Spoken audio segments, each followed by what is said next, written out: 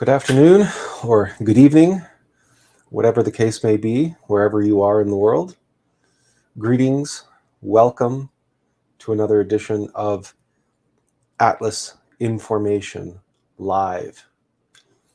As usual, we are going to take this Monday program as an opportunity to review the topics from last week, which, if you are in a troublesome time zone that you could not have or did not have the opportunity to watch live and engage with us and ask questions or ask for clarification, etc. So we are going to get into that shortly. Before we do, well, we might as well throw up the topic anyway. On Wednesday, prior to Wednesday, we were in a bit of a jam. We didn't have a topic. I didn't have a topic to discuss. I didn't know what to talk about. And in the course of going through that experience and not knowing what to talk about, not receiving any guidance from the still soft voice, I followed my intuition, which was to lean into it, to be with it, to sit with it. Okay, so I don't know what to talk about. I don't know what the topic is for Wednesday. So that's what the topic was for Wednesday. What do we do when we're stuck? What do we do when we're up against the wall? Or we're facing a wall? We're facing a deep black pit in our life. Or we're feeling stuck. We're not receiving any guidance. We have no gut feeling. We have no intuition. There are no serendipities around us. We seem completely abandoned. But it only seems that way. And on Wednesday, we spent what turned out to be a rather long live stream speaking about precisely what to do when inspiration fails. And we were only able to do that by virtue of the fact that we received no inspiration prior to the program. Hello, Disobey. How are you? By the way, here is the link if anyone wants to jump online and join the live stream. You're more than willing to do that. There's the link for you to click on. So what ended up happening on Wednesday? Not having a topic, not knowing what to talk about, not having been given any guidance or direction, having to lean into that and going in completely blind. Completely. The only thing we had available to us were the questions. What do you do when you have no inspiration? Because that's the situation that we were in. That's the situation that I was in.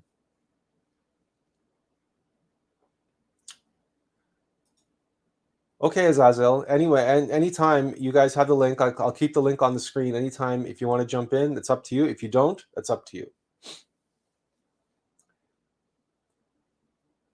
And the beauty and the magic which unfolded last Wednesday was that by the end of the stream, we had several individuals saying, this is exactly what I needed to hear. Now, I couldn't have known that. I couldn't have known exactly what they needed to hear because I had no idea what I was going to be saying. I had no idea that I was going to be saying anything of value at all. But that's the beauty and the magic of surrendering to the moment and surrendering to your state of being, no matter what that state is. Instead of trying to avoid it, or change it or run from it or force something onto it, why not lean into it? Why not go deeper into it? If you have no inspiration, then double down on having no inspiration. See where it gets you. If you're feeling stuck, double down on the feeling of stuckness. See where it takes you.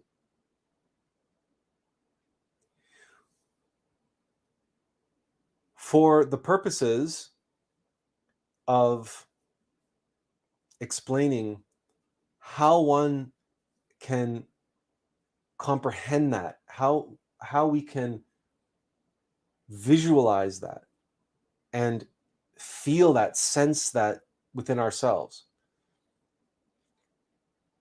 we can turn, as we have in the past, we can turn to the nature of water. Water has these incredible characteristics. Number one, we know that water flows. Number two, we know that water takes on whatever shape of the vessel that is holding it. And also we know from basic science that water always returns to where it came from in the water cycle.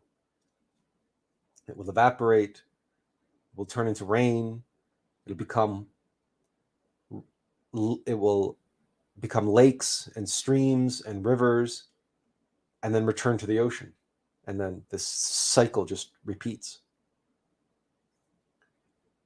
But water doesn't discriminate. Anywhere through that process, water flows where it needs to in order to be able to do this process of descending and ascending, falling and rising, arriving and returning. And along that path, most notably, after it falls as rain and starts pooling together and starts trickling and forms into little streams and then rivers, the defining characteristic of that journey to the ocean is one of constant obstruction, like the wall behind me or the wall in front of us when we get writer's block, for example. When we don't know what to do, we don't know where to go, we don't know what to do next. And no matter how hard we think about it, no matter how hard we try, there's nothing there. But water shows us the way because water doesn't have to try to flow. Water just flows. That's why we have the expression going with the flow. What's more is that we have covered this topic before, but if we look at the nature of structured water, living water, it follows, like all phenomena, it follows according to the Aum of life. And life is baffling. Baffles have the effect of making water come alive, energizing water, structuring water. Water becomes better. Water becomes its best, healthiest, most vital, most energized, and most structured self the more baffles it has to confront. And when water confronts one of those baffles, it goes through this spiral motion, meaning it goes around and around and around and around, but each time it goes around, it's going deeper and deeper and deeper into itself, or it's spiraling outward, but usually inward. That's the particular nature of water. And as it's doing that motion, it's increasing its velocity, and it's increasing the downward inward forces, and that intensity is what gives it new life and new energy and structure. And it's precisely that process. That's why from waste management systems to pea pod life ecosystems, baffles are used to keep water vital and alive and energized.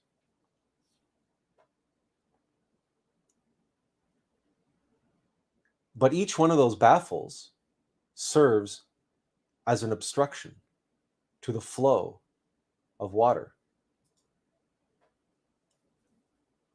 Those baffles are really artificial versions of what rivers and streams have to deal with in the natural world.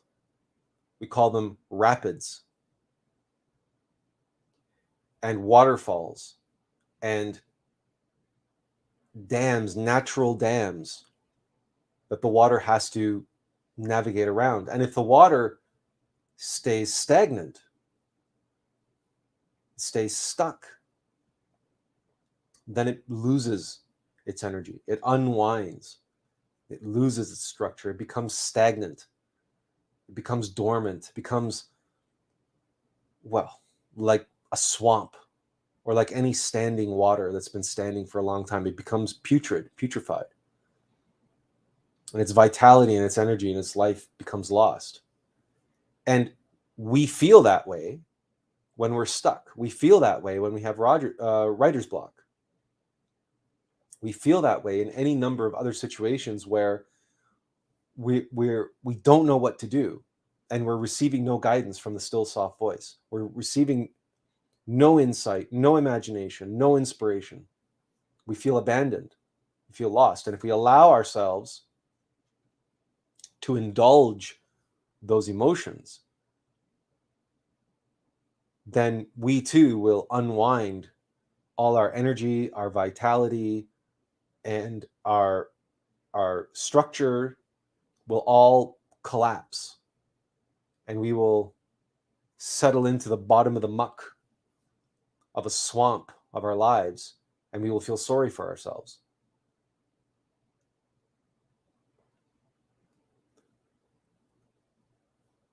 But you may say, well, but if there's a dam that's holding back the water, that's causing it to stand in that pool, how does, what else can you do? Like, you're not getting any information and you're not receiving the information. Well, what you do is, unlike water, which has to go with the flow and cannot throw itself at the baffles, it's going to naturally go through the baffles and go over the rapids.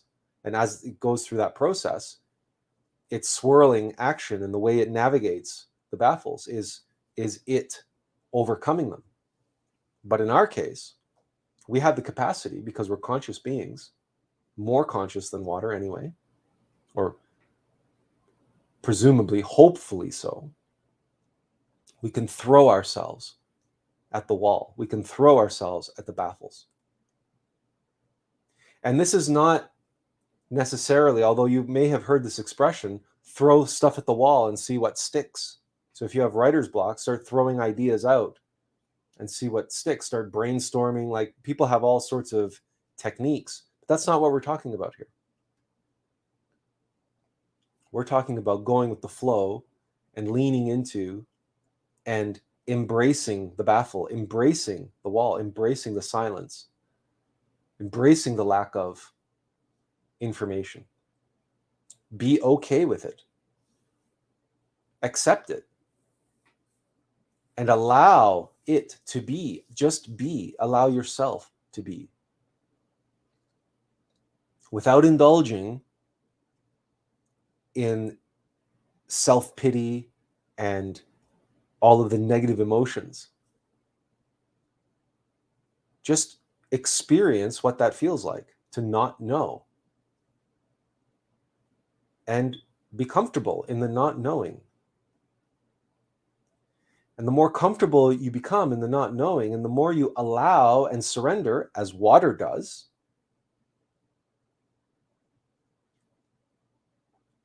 you realize that even in most stagnant pools or ponds or lakes or swamps, there's always a little trickle of water that's escaping somewhere. And the water that flows into that swamp or that fell from the sky into that reservoir may have quite a long journey to slowly move across the reservoir to find that little trickle, which is going to free it from the stagnation. There is movement there. There is motion there. Even that it may feel like you're not getting anywhere, it may feel like you've been abandoned, but it is not so. We are never abandoned. We are never forsaken. So, not receiving constantly and not receiving obvious direction or insight or inspiration is part of the work and part of our test.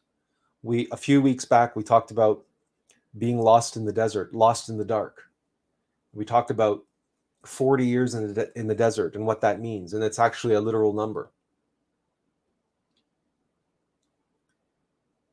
And we mentioned how in our own experience, we had our first Samadhi at the age of 5 and didn't have another significant spiritual experience. We did not have another Samadhi until roughly the age of 25. It was 20 years from our first Samadhi at the age of 5 all the way. We had to wait 20 years, 2 decades, before we had our next Samadhi. 20 years.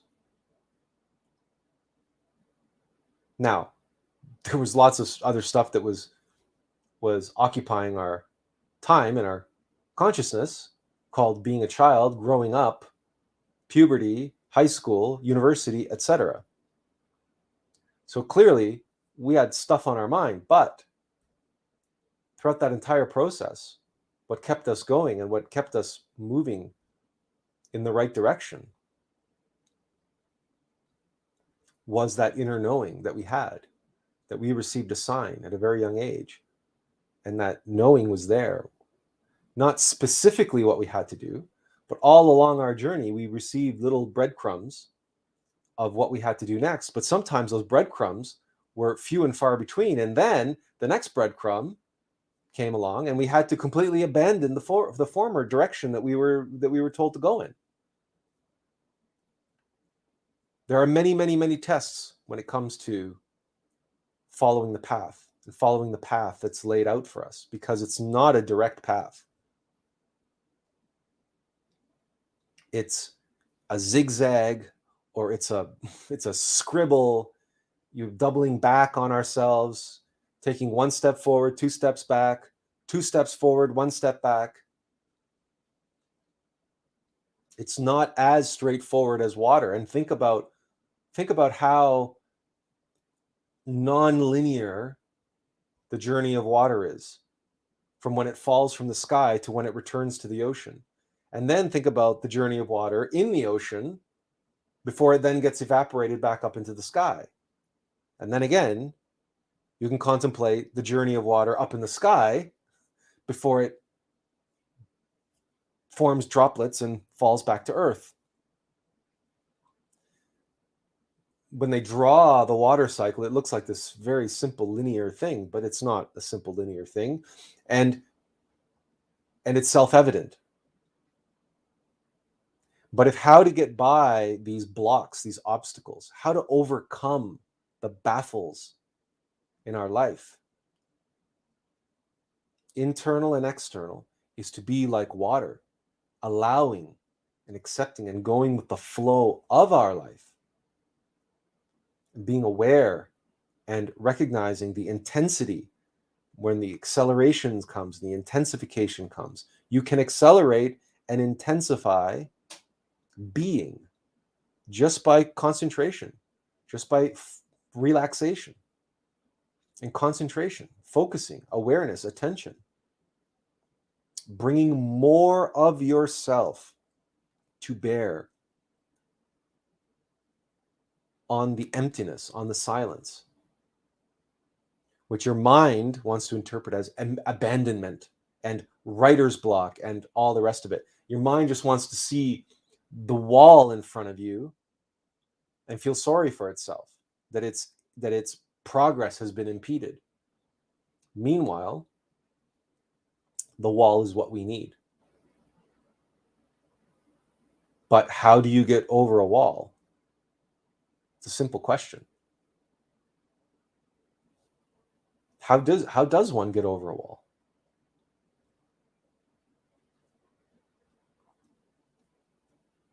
No matter how you intend to get over that wall, no matter how your innermost being intends for you to get over that wall, you're not getting over that wall without becoming intimately familiar with the wall. If you plan on climbing over the wall, then you need to find the handholds and the footholds. You need to know how high the wall is, how wide the wall is, if you plan on getting over the wall. You need to study the wall. You need to know the wall. Likewise, if you plan on smashing through the wall, you have to know what the wall is made of. How thick is it? What material is it? What kind of mortar was used? The nature of the bricks in that wall.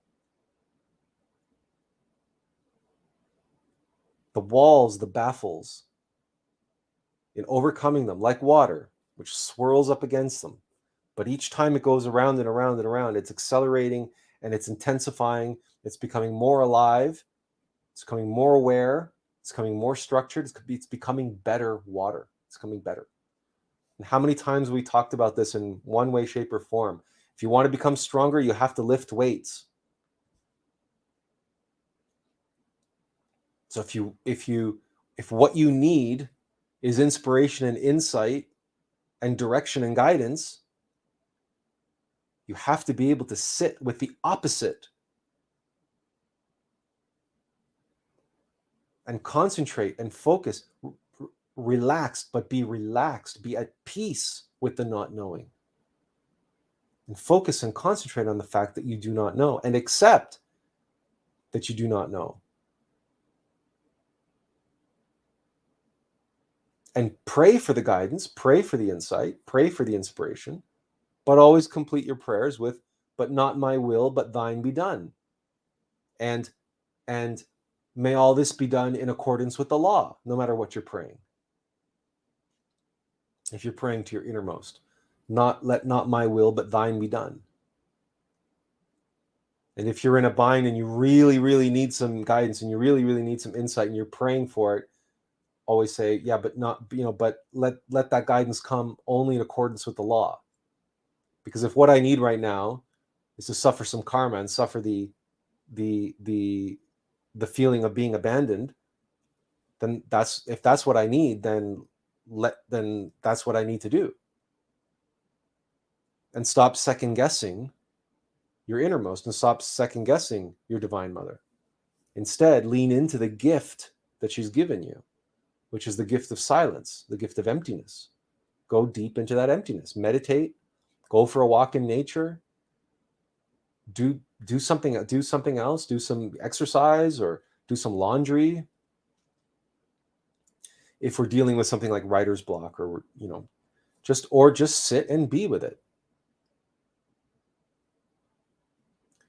When we do this, when we lean into such states, and we accept the state of being that we're in, the key to everything is Hamlet's speech from Act 3, to be or not to be. So these moments of where inspiration has failed us or appear to have failed us are precisely the moments whereby we can strengthen our connection to our innermost being, where we can learn how to be. And in our experience, for example, last Wednesday, when we do that, when we surrender to the void, to the nothingness, and we abandon and let go all of that worry and anxiety and angst and, oh, but I got to do this and I got to do that, or how am I going to do this and how am I going to do that?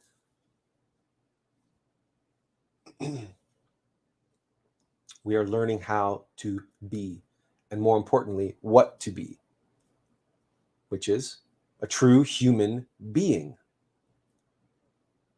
And as we've said before, and we'll say again, and we'll sound like a broken record,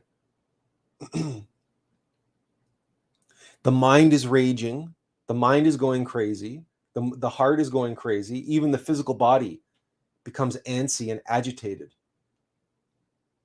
in its fear and its anxiety and its worry that I'm not getting anything done. How am I supposed to get something done? How am I supposed to get this done? For example, I've got to write a book. How am I supposed to get it done if I have writer's block? How am I supposed to do that? The answer is be a human being done. How can you be a human being done if you're the one that's trying to do everything?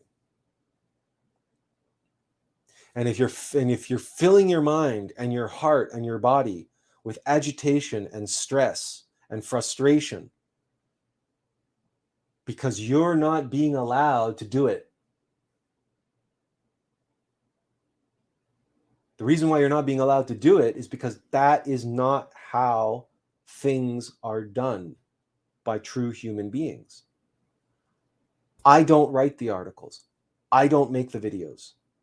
I am not here speaking to you now. Attlas is speaking through me. And at a higher level, the Logos is speaking through Attlas. I am being done, just as I was for 3 hours last Wednesday. And prior to, in the morning of Wednesday, when I made the ad, where I said, okay, I've waited as long as I could. I need to put out an ad for something. So this is what the live stream is going to be out. This is what the live stream is going to be about. What do you do when you don't know what to do? And when you're not being told what to do? What do you do? That's what you do. You do not being done. If you do not being done, you're being. Another way to say that is doing, not doing. If you're doing, not doing, you're being. And guess what? When you're being, that's what opens the door to being done. It's that simple, to be or not to be. Because if you're trying to be a human doing this, human doing that, human taking credit for everything, well, you're going down the wrong path. You're not being. You're not allowing your being to work through you.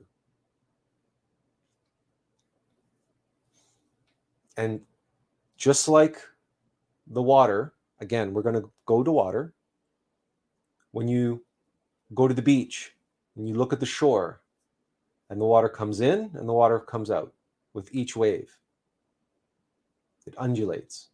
And then if you look at from a longer time span, the tide comes in and the tide comes out.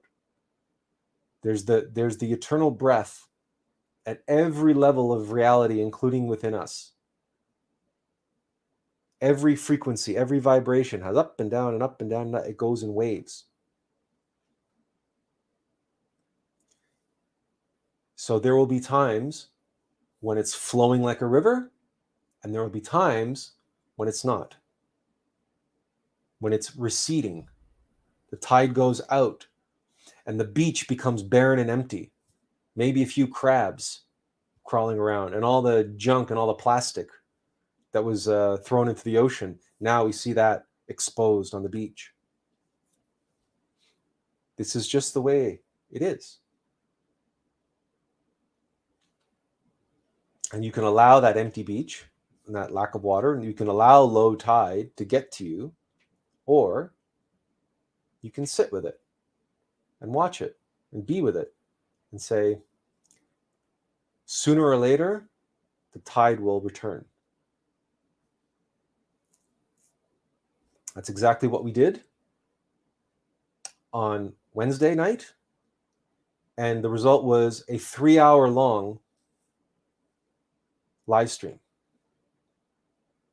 And at the end of which, there were individuals who were telling us that this was exactly what they needed, which I didn't know. I couldn't possibly have known that. And we never would have arrived there had I not leaned into the emptiness, leaned into the nothingness, and leaned into the topic that was being shown to me by putting me in it.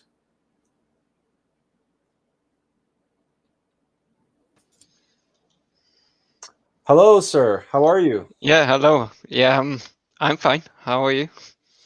How was your weekend? My weekend, well, it was calm. Decided to clean the apartment and such Oh yeah. things. I cleaned the house as well. Cleaned the house, Yeah, and I did laundry, and I smudged the place with incense and did all that good stuff. so, yeah. so does anybody have any questions? Do you have any questions, anyone at all, about the Wednesday topic, the first topic that we wanted to cover?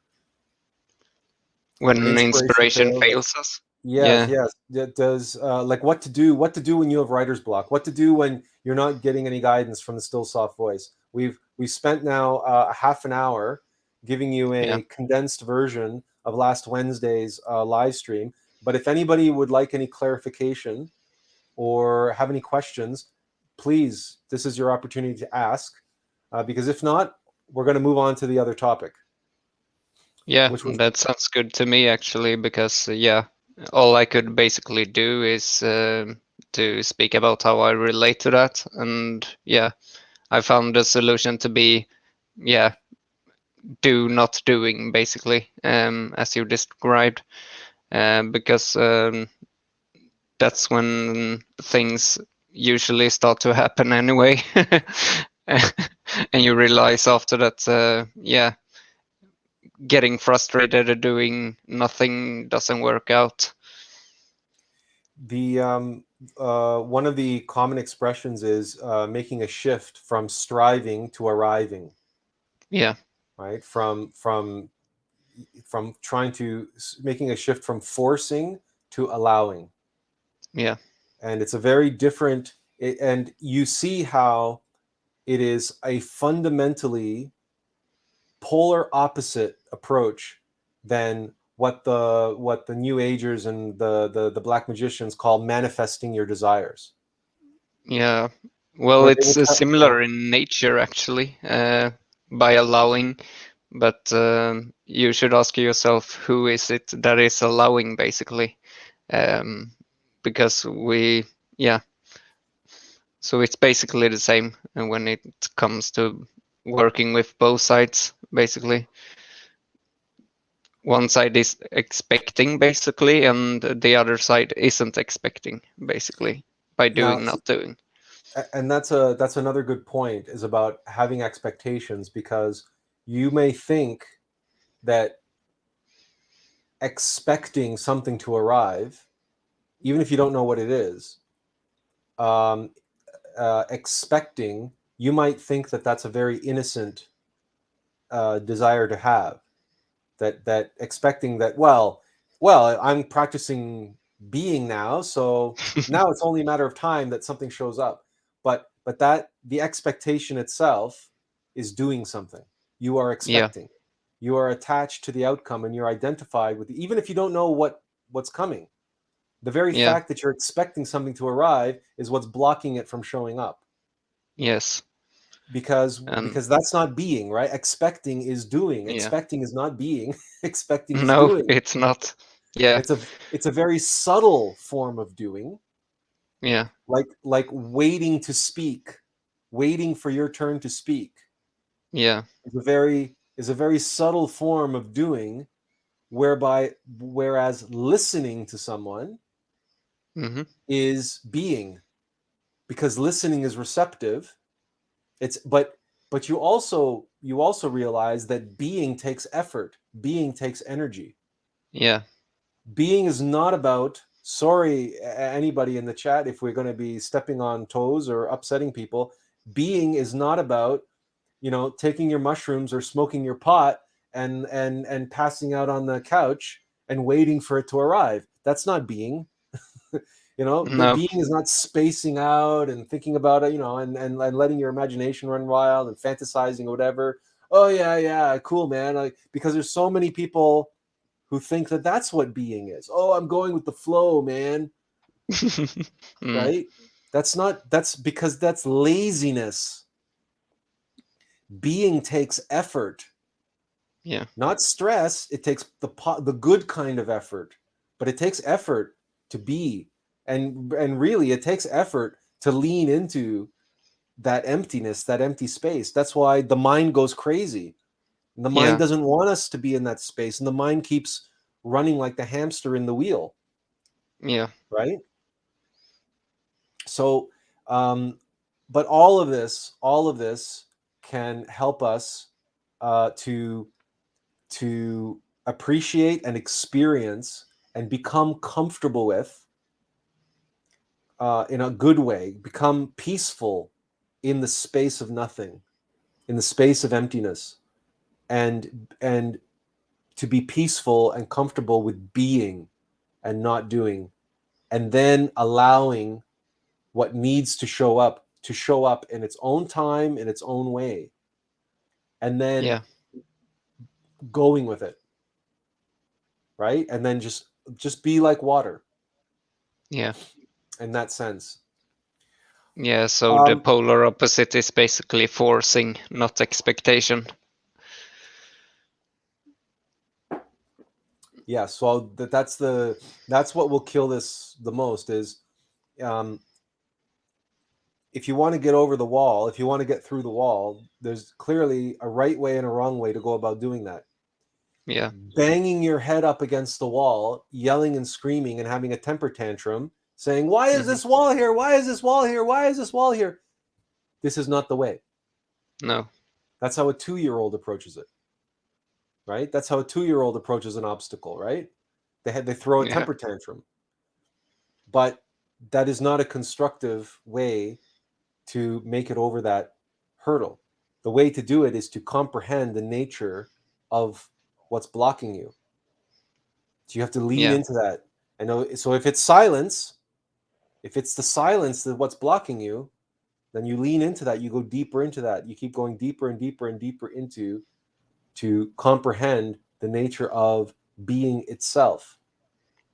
And when you achieve and accomplish whatever it is, that level of being that you're being required of you in order to be able to send you that which you need to receive, then you will receive it, but not before. Yeah. All right, then. We are going to, because the second topic was the much bigger topic. And suffice it to say, it took up 3.5 hours on Friday. And the title of the live stream was "Don't Look Up Biden's Speech: Satire, Propaganda, and Black Magic." And we began by talking about the satirical film, which is on Netflix, called "Don't Look Up." That's the movie poster there on the left. And the reason why we chose these two particular properties, that movie and Joe Biden's speech commemorating the 1-year anniversary of the so-called insurrection on Capitol Hill in Washington that happened on January 6th, 2021, is because both are textbook cases of propaganda and black magic. They're textbook cases. And both of them are happening now, right? Not the Bolshevik Revolution of the former Soviet Union, not the Mao Cultural Revolution, the Maoist Cultural Revolution in China, not any other not from Cuba, not from any other, Hugo Chavez from Venezuela or anything else. Here and now, you can watch the movie on Netflix, and you can listen to Joe Biden's speech on YouTube, and you can read the transcript of Joe Biden's speech online in its entirety. And this is a tremendous opportunity for us as students of the path to study the ways of the Black Lodge, the ways in which they do psychological manipulation. And this is a powerful teaching for us because we can't afford to be naive. We can't go through life unaware that, yes, on the one hand, all around us is the Logos speaking to us in various different ways. But what far outnumbers that is mechanical nature and the voices of mechanical nature and the signs and symbols and spells and spelling of mechanical nature, which we are being bombarded with all the time to try to get us to succumb to temptation, to submit to the will of mechanical nature, which is exacted upon us by our many egos, by the Black Lodge. Fear, anger, envy, lust, greed, laziness, pride. These are the servants of mechanical nature. They are the agents of mechanical nature inside of us. So, let's start with Leonardo DiCaprio's pet project, passion project. And you can tell by watching the movie on Netflix. Don't Look Up. Fascinating, isn't it? That even though it's a satire. Now, let's start by describing what satire is. Satire is this unique use of language and expression, theatrics, music, whatever, art in whatever form, whatever language. There's many, many forms of language, not just spoken language. So you take whatever is considered normal, and then you take it and you dial it up to 11. You blow it up, larger than life. And when you do that, all of the little imperfections suddenly become visible. Whereas before, at normal size, at normal magnification, you can't see any of those imperfections. Like when you look at a brand new car, and from a normal distance, and you just washed it and waxed it and everything, it's shiny in the sunlight, and say, oh wow, it looks like a brand new car. But if you actually get in close and start taking a close look at the paint, you will see all these little like swirl marks and stone chips and scratches. And if you take a good close look at that car, you realize all the flaws and imperfections and all of the things that have affected the paint. But you have to get in close to see that, or whatever the phenomena is, you blow it up, you blow it larger than life.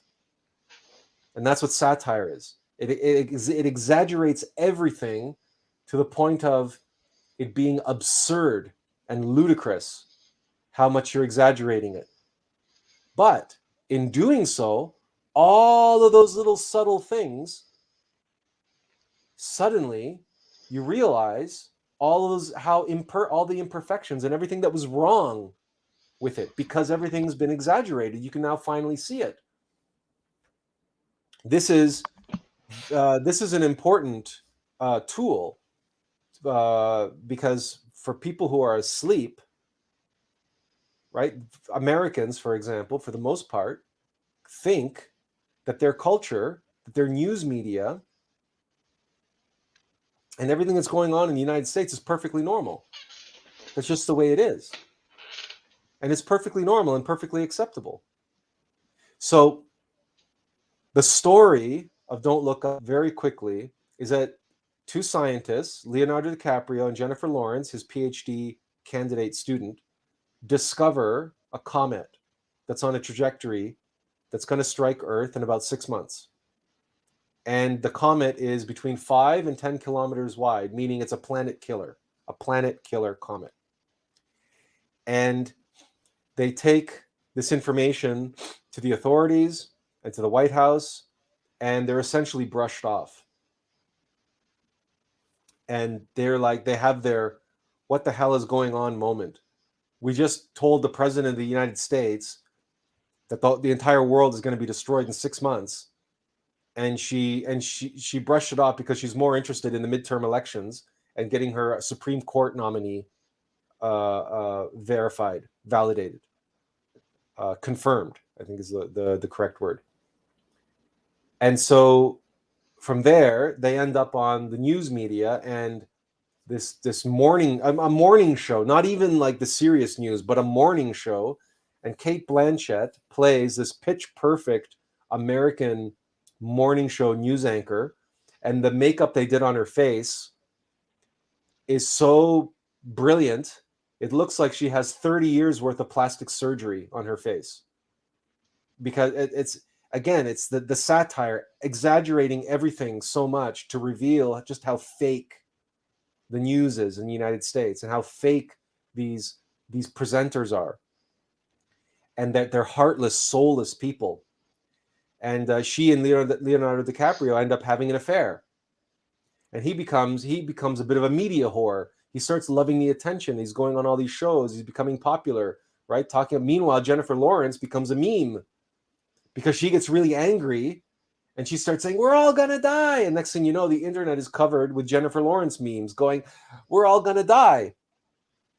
So the film takes an exaggerated but very, very plausible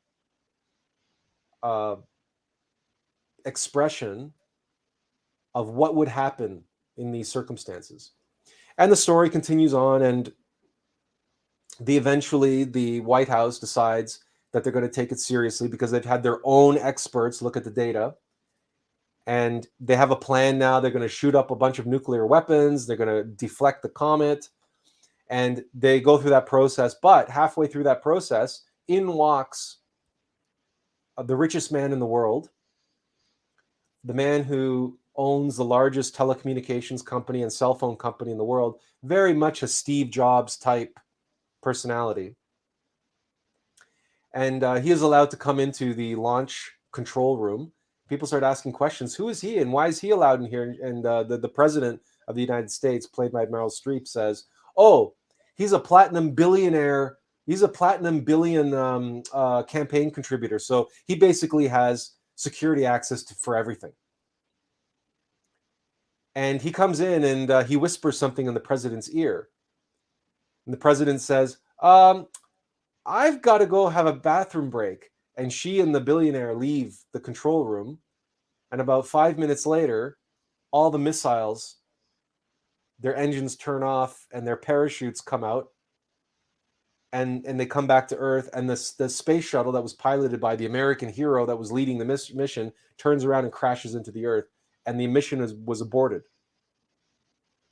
And the reason why the mission was aborted is that this billionaire, this tech billionaire, did his own research on the comet and discovered that there is approximately, according to his calculations, because of his spectrometer analysis of the comet, there's $140 trillion worth of rare earth metals in the comet. So the new mission that's going to be led by this tech billionaire and his robotics and everything and his own private space program is going to be to break the comet up into smaller pieces and allow the smaller pieces to land on the Earth so that they can be mined for these rare earth metals. That's the turn that the story takes in Act 2. And then in Act 3, basically, I won't give away the end of the movie. Suffice it to say that Leonardo DiCaprio gets to have a rant on the news, and that's his Greta Thunberg moment, right? You know, if you remember Greta Thunberg, who went in front of the United Nations and said, "You stole my dreams! How dare you!" Right? Leonardo DiCaprio gets to have that moment in this movie on this news program that he becomes a regular on. He gets to have a meltdown into the camera. And so in Act 1 of the movie, it's pure satire. It's pure satire. It's brilliant, it's funny, it's clever, it's well written, and it puts you, the audience, very off guard with all the humor and everything. And it makes us lower our guard, and it makes us identify with Leonardo DiCaprio and Jennifer Lawrence, because we too start feeling that frustration, saying, how can they not be taken seriously? These scientists are just brushed off. What the hell's going on? They're going on a news program, and the news program is concerned more about Ariana Grande's breakup with her boyfriend than they are about the killer comet. What the hell's going on in America? Like, this is what Act 1 is all about. Act 2 is pure propaganda. It's pure propaganda, because Act 2 is all about painting the United States president, who's named Orleans, President Orleans. Now, what president in the last few decades was most associated with a environmental catastrophe which took place in New Orleans? If you remember Hurricane Katrina and the huge floods that took place in New Orleans, that was George Bush Sr. George Bush Jr. That was George W. Bush who made that whole thing into a catastrophe, the way he handled that. So clearly, based on that, they named the president in this movie President Orleans to make that connection, that subconscious connection to George Bush. In other words, this is a Republican presidency. And of course, a Republican presidency only cares, will always side with business and the interests of the private sector. And now they've jeopardized the lives of the entire planet by deciding not to blow up the comet or divert the comet's path, but instead we're going to try to mine it for all those precious rare earth minerals. So that's the Act 2. It's all leftist propaganda, trying to paint the right wing as not just ludicrous and ridiculous with satire, but also ethically, morally wrong, and all the other stuff that goes on in Act 2. But of course, that mission doesn't turn out the way everybody hopes. So Act 3 becomes, you might say, even more propaganda, but actually it becomes doublespeak. It becomes black magic. Because it's in Act 3 that Leonardo DiCaprio, who freely admits to being a media whore in Act 2, he starts having an affair with Kate Blanchett's character, who's the news anchor. He starts having an affair, a loveless, heartless, soulless, purely sexual affair with the news person, and he becomes a camera whore. He becomes a media whore. So this is Leonardo DiCaprio himself admitting that, freely admitting that he, as an actor, as a performer, as someone who has sold his soul to Hollywood, is a media whore. He likes the attention. He likes being considered one of the sexiest men alive, right? He's freely admitting that in Act 2. So in other words, from Act 1, which is all satire, he makes a transition into reality in Act 2. Yeah, but this is what I really am, and I admit that. So that in Act 3, when he has his big rant on camera, it's just Leonardo DiCaprio at that point. No more character, no more acting, despite the fact that it's in a satirical film. And in Act 3 of the film, that's when it becomes revealed to those who has the eyes and ears to hear and knows anything about Leonardo DiCaprio's personality and his background. There is no comet. This film was never about any comet. This film is about global warming. And Leonardo DiCaprio, who is a passionate believer in global warming and advocate for it, or at least spokesperson for it, whether or not it's really authentic or not. But the way he delivers that speech in the third act of the movie, and that's his Greta Thunberg moment, the speech that he can't give in real life.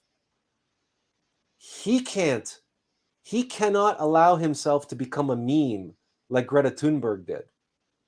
He can't be seen as absurd and ludicrous and off his rocker and losing his shit in front of the United States. Not like the 16-year-old disposable Greta Thunberg did.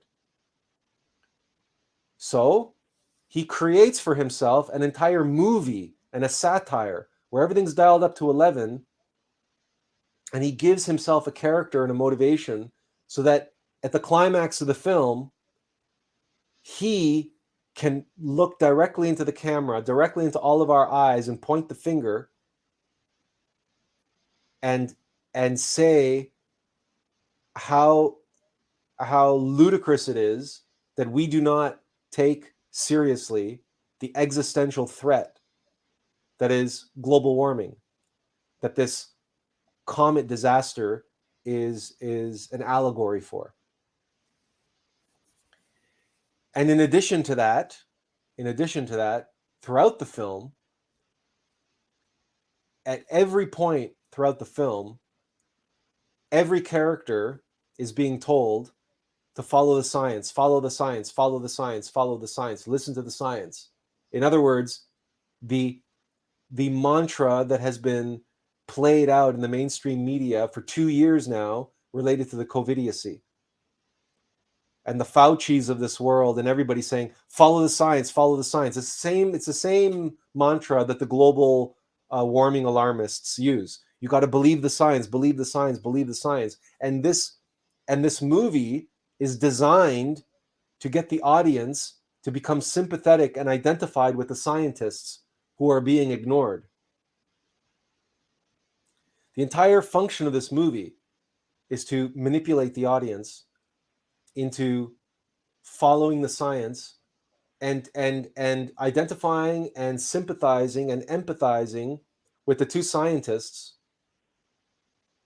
who are being ignored, who are not being taken seriously, as though that is how these things actually work in real life. And we do recommend that if you do have access to Netflix, or you know someone who does,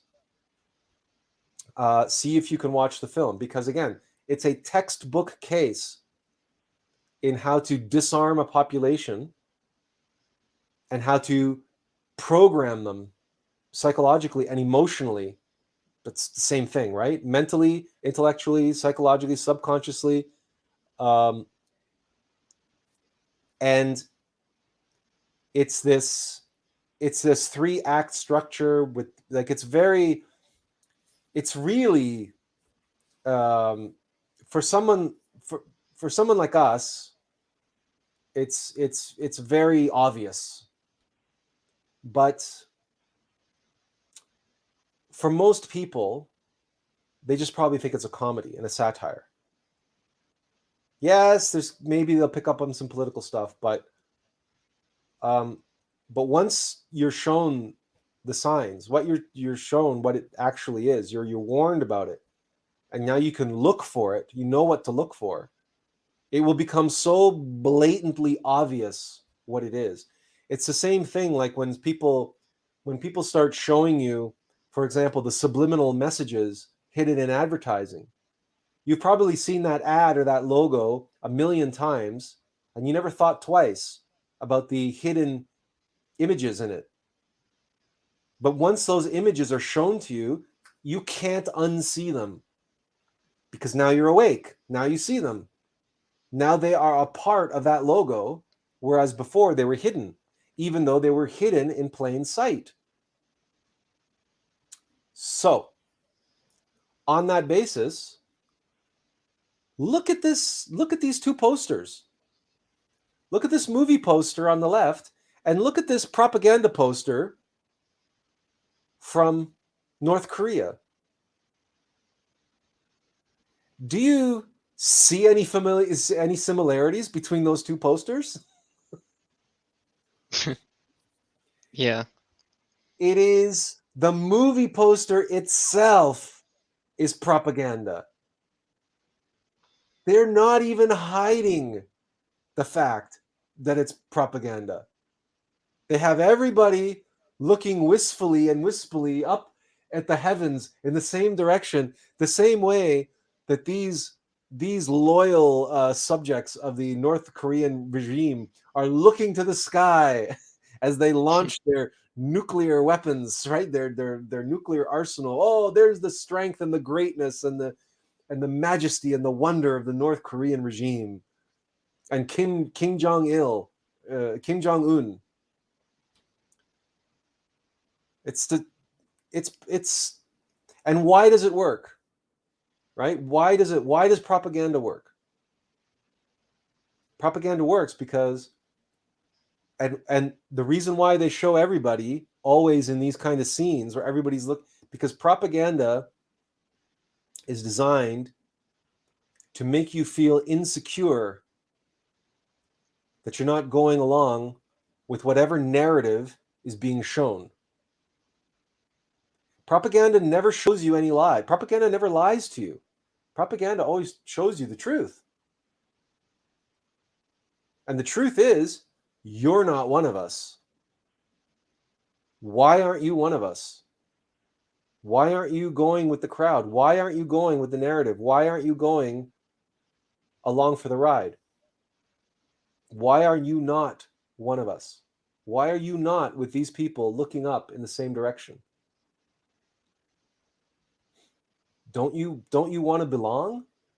Don't you want to be a part of this? Don't you want to feel strong and desired and in other words, it's just like all advertising that show you something and make you want to be like that happy family with their new dishwasher or their new SUV. Look how happy they are. Look, they're smiling.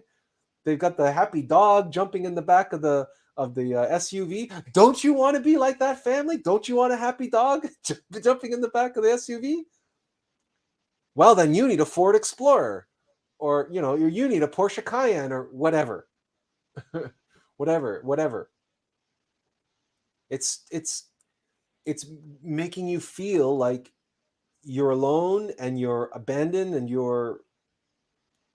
and the reason why propaganda doesn't work on initiates is because we know we're alone. We know, we don't search for that. We have no desire to run with the crowd and to run with the sheep, to be one of the sheep. That's one of the first things that happens to you when you start to awaken. But to everybody who's still asleep, there's nothing they fear more. There's nothing that terrifies them more than being left out, to not belong, to not be in the in crowd. If you remember high school, Surely, no matter where you went to high school, there was an in crowd.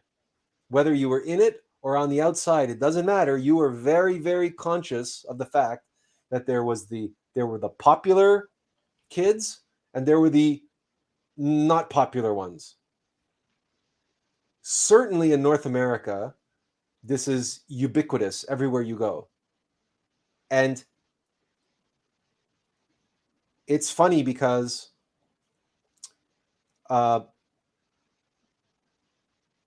last night we watched a film by Ridley Scott, his most recent film called The Last Duel. It was set in 14th century France. And it was about a woman who accuses a nobleman of rape and the circumstances around that. And as it turns out, it's based on a true story. It's based on true events. It was a excellent. Ridley Scott does excellent period pieces. Gladiator, Kingdom of Heaven, and now this one. These three are now ranking in at the top of the list of my favorite Ridley Scott movies, because this movie is done so well. It is the polar opposite of Don't Look Up, because Ridley Scott said that this was from historically doing his research in terms of a completed story and a real story that could be adapted into a film. This was the first Me Too incident in the West that was recorded in history, that had an outcome that was appropriate for the 21st century, that could speak to the abuses of power in Hollywood against women, and the casting couch and all that stuff, all that Me Too stuff, that Harvey Weinstein stuff. But Ridley Scott wanted to set it in a time that, again, exaggerated the circumstances, because in 14th century France,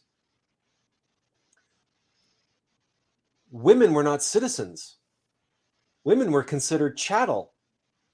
They were properties. They were owned by their husbands. Women were not free. Women were not, they couldn't vote. They had very few rights.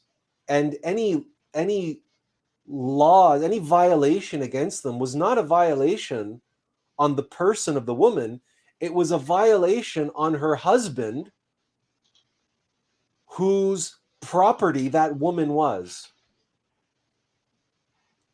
So you see, this is not satire now, because in no way, shape, or form, well, there are some satirical moments in the film, because Ben Affleck plays an absolutely over-the-top, obnoxious, disgusting nobleman who is a drunkard and a sex fiend and stupid to boot. I mean, he's completely incompetent. So he's just this. So he plays this caricature of a person, but he's still believable. It's not so dialed up, and everybody else around him is played straight. So he's like maybe a satirical character, but it's not a satirical film. But it's using the context of history to frame and create that over-exaggerated framework, because at that time in Europe, again, women had no rights. Women were treated like cattle, and the penalty for a woman who falsely accused a man of rape, particularly a nobleman of rape, if she was found guilty of having falsely accused someone of rape, the penalty for that was death. She was put to death. And the way in which she was put to death is that she was burned at the stake, burned alive, which is by far the worst way that you can be executed, or one of the worst ways, certainly in more relative modern context. Crucifixion is perhaps the worst way, because crucifixion can take days for you to die. There are stories of crucified people that have, take days, and they only died once they succumbed to the elements or to vultures or this type of thing. So crucifixion is no picnic, but being burned alive is probably a close second, because anything else, certainly in modern times, the electric chair or lethal injection or even the French guillotine that's quick, can't compare to being burned alive, because even in the film they point out and they're trying to use this as a fear tactic to get this woman to reverse her, to withdraw the charges. They said, you realize that if we find out that you've lied about this, that these are false charges, you're going to be burned alive. And some people, it takes them as long as half an hour to die of the burning. So just imagine burning for half an hour, and you can realize the severity of this charge and the degree to which the law stacked the odds up against women coming forth. Women complain about that today, how they're intimidated, and that they're that to come forward and accuse their rapist, because they're intimidated by their bosses, they're intimidated by all these different mechanisms intimidating them and threatening them, that should they come forward. But just imagine how much threats and intimidation it was, that it's your word against his, and if they side with him, you're going to be burned alive. Right? Forget about reputation and all that stuff. I mean, that's all that goes without saying. But on top of that, you're going to be burned alive. So the difference being between these two films is that in The Last Duel, we are given a relatively fair and balanced version of events. All three individuals, all of them get their side of the story told in 3 acts. You have the husband of the raped woman, you have the rapist of the woman, and then finally you have the woman. She gets the last word, and that's probably fair. Her story is told last. And at several points in the film, these two stories intersect, so that we see the same scene 3 times. Once from one person's point of view, once from another person's point of view, and once from her point of view. It's a brilliantly done film. There is no monkey business going on. There is no horseplay. There's no double speak. There is no bullshit. There is no overt propaganda. It is a fair and balanced, albeit dramatic, albeit artistic, albeit subjective presentation of a historical story. We won't go so, it's not perfect, but what film is really.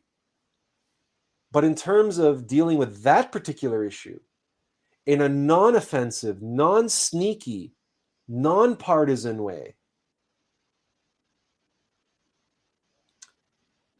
you can put those two films side by side, and you can recognize why Ridley Scott is the director of Gladiator and Kingdom of Heaven in this film, and this propaganda film is what it is. Propaganda. Entirely designed to manipulate and coerce and get the masses all looking in the same direction. Whereas even the poster of The Last Duel, if we can find it, is the 2 swords are going in different directions, one going up and one going down. Did you notice that I'm not on the screen? Oh, I'm sorry. I'm sorry. I'm sorry about that. You know what? That's no problem. I didn't notice that. You know why? Because you are on my screen. Yeah, okay. Yeah. You are on my screen, and so I saw your Yeah. face there. It just didn't connect that you Yeah. weren't where you are now. Yeah. I apologize. Listen. This is new to me. This stuff. This Zoom type stuff. So if that happens again, Azazel, don't hesitate to interrupt sooner. Or you can always or leave a chat, right? Or you can Yeah. chat if you don't want to interrupt me speaking. Oh, Leave a yeah, I chat can because write I can here. see Yeah. the chats, right? Yeah, we'll Okay. do that next time. Yeah. So I apologize. I apologize for that. It's so hard for me to register that you're not on the screen when I can see you looking at Yeah. me. Okay, so um, I highly recommend both films, The Last Duel and Don't Look Up. If for no other reason that see the difference of expression between something that's divinely inspired and something that's pure propaganda. hmm And you can feel the difference, you can see the difference. And by the way, it's not by accident that Ridley Scott's film received practically no advertising, and the advertising that they did give it was practically designed to make it fail. They Yeah. practically sabotaged the film because the in many ways there are very powerful forces in Hollywood who only want propaganda now. Mm. And Ridley Scott's film is too balanced. It's too balanced. It's too nuanced. It's too leaving it up to the audience to decide. Yeah. You know, Hollywood can't have that, right? The powers that be can't have the audience thinking for itself. Yeah. You No. know, that's too dangerous. Yeah. Okay. Reminds me basically of Ice Wide Shot, that movie, if you've seen it. Which shot? Uh, Eyes Wide Shot with Oh, Stanley Kubrick. I haven't seen that in a while, but that was Yeah. well, that's a that's a whole other live stream that movie is. Yeah. Yeah, really. Yeah, it is. um so we're going to leave behind the world of Hollywood, and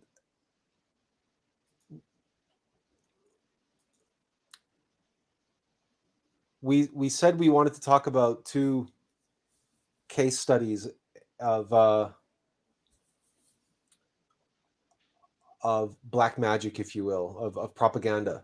Well, the film is propaganda. It is black magic in the sense of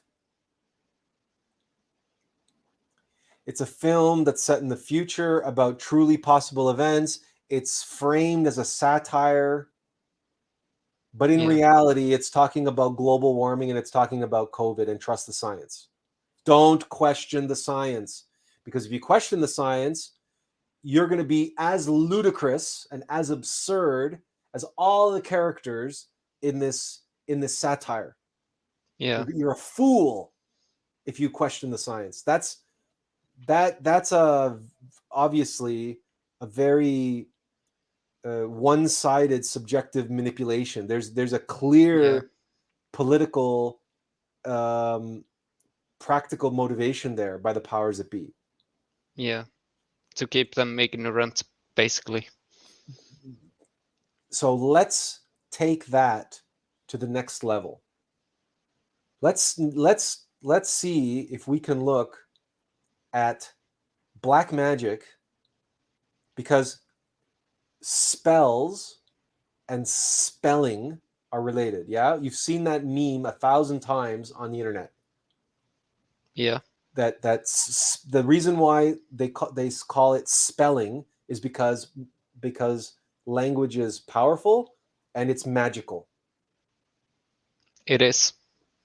And black magic is psychological manipulation. Yeah. But our psyche, we have an conscious mind, we have an unconscious mind, and we have a subconscious mind. Yeah. And everything that we take in, unless we transform it, right, unless we digest it, unless we break it apart and comprehend exactly what's happening, if we only digest I think you the meant infra-conscious mind, and the one, the third category, infra-conscious. oh the the the The conscious conscious, subconscious, and the infra-conscious. to us Wasn't the that right? subconscious and the infraconscious are the same. Yeah. Okay. I understand. So the Yeah. unconscious is the superior mind that we are unconscious of. So Yeah. the unconscious is that part of the mind which is influenced by the being, Hmm. but we are unconscious of. The subconscious or infraconscious mind is, well, there's also another level of the mind. There's actually 49 levels of the mind. So these categories are just generalized. Yeah. But the subconscious mind is the mind that's controlled, the realm of the ego.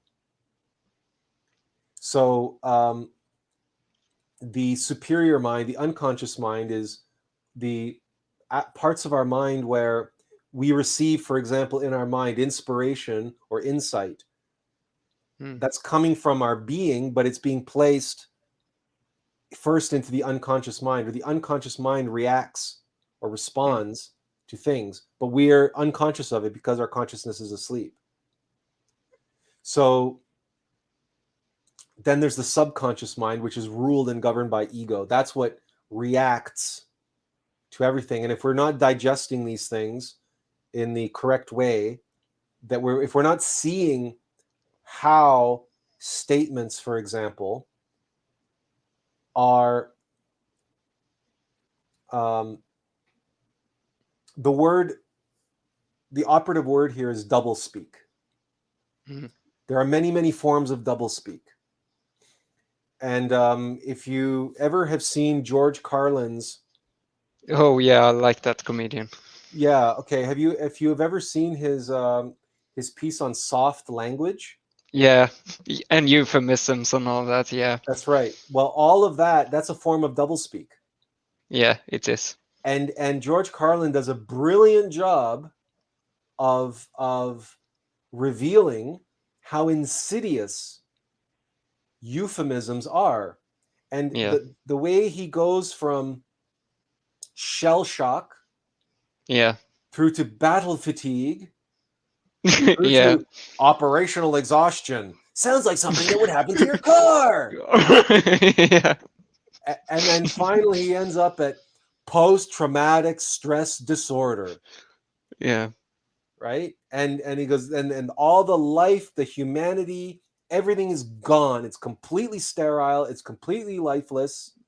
Yeah. Post-traumatic stress disorder. And so that's, now he doesn't go so far. He starts blaming it on rich bourgeois white people have changed the language to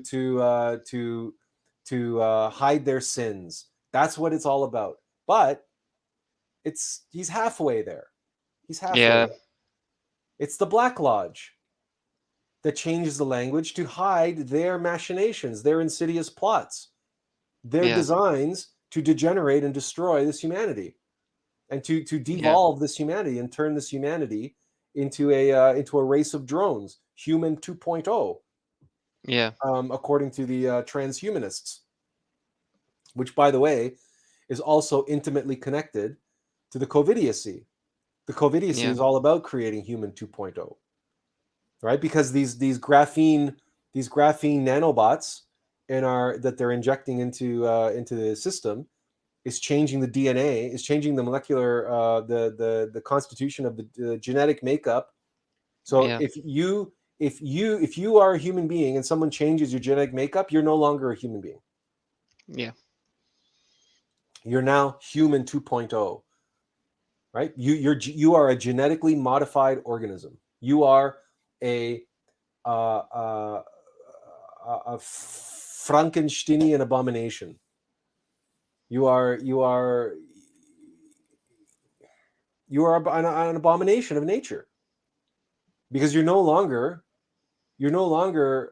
constituted by the laws of nature and the laws of God.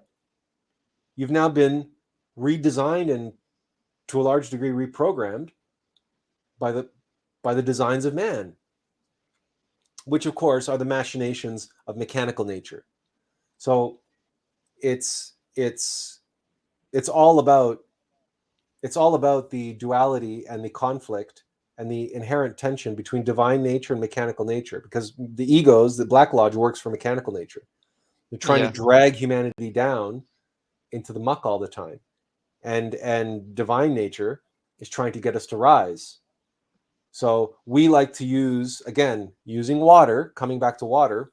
Interesting how the two different topics, we end up coming back to the same place. Water, on the surface of water, is surface tension.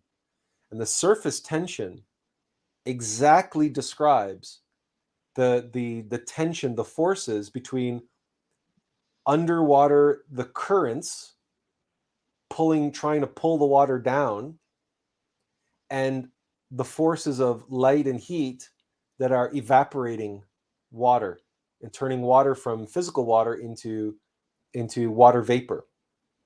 And so where those two forces meet, it creates tension on the surface, so much so that mosquitoes and other insects can walk on water, Yeah. because of the way the way that the forces of tension are causing that border, that natural film, to accumulate on the surface of the water. So it's in that space, that tension, these forces that are pulling us in both directions, divine nature and mechanical nature, that surface tension, that's called three-dimensional reality. That's called the world that we live in, and these physical bodies and these personalities and this. That's what that is. And we are, all of us, being encouraged by the light, the sunshine, the light, to free ourselves from the bonds of physical reality, of physical water, and ascend and become etheric, astral, causal, and beyond. To ascend, ultimately, even into the absolute. But then all the other forces are trying to get us caught in the undercurrents. And if you've ever been caught in an undertow, if you know what that is, if you've been swimming and caught in an undertow, you know how dangerous that is, and how quickly you can be swept out to sea and deep down into the depths. And it doesn't matter how strong a swimmer you are. If you're on an ocean and you get caught in an undertow, you're not swimming out of that. If it's a strong enough undertow, then those undercurrents are going to pull you under, and you're going to drown. You're going to go down to Davy Jones' locker, if you watch the Pirates of the Caribbean movies. Yeah. So these forces are always working at each other. And what we also know about propaganda, what we also know about black magic and the Black Lodge, is that the Black Lodge very rarely present themselves as your adversary. Like every good con man, like every good televangelist on television, like every good salesman, like every politician, like you name it, they are your best friends.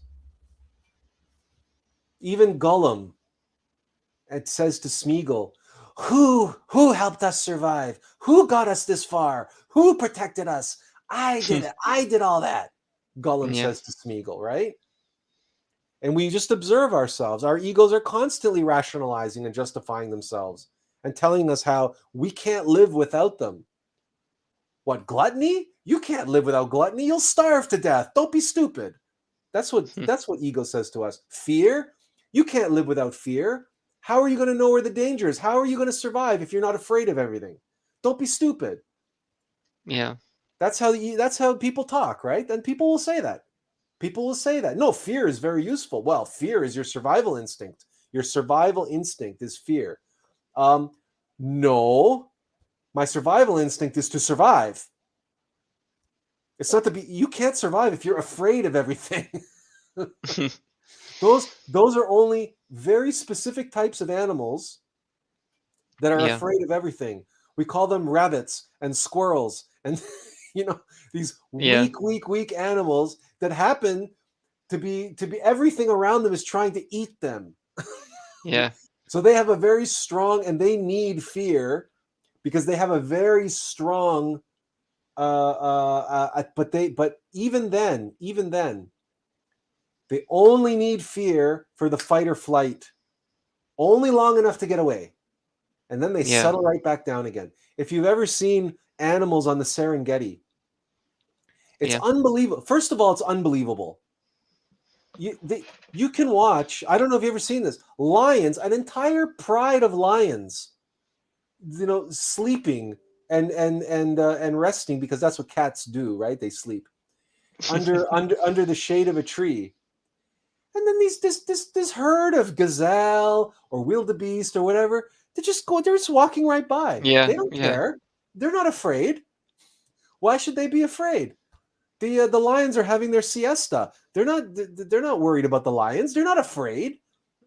Fear has no purpose, has no use in that situation. It's Yeah. only in that very short period of time where the gazelle has to physically run away from the cheetah, and that they need their heart rate, they need the blood pumping, they need their heart pumping, they need their heightened senses and their heightened everything else. So fear kicks in and serves mechanical nature in that way for that duration period of time. And then what's very interesting is that if that gazelle survives and outruns the cheetah, that animal, that gazelle or that impala or whatever the case may be, because the impala is actually faster than the gazelle, I believe.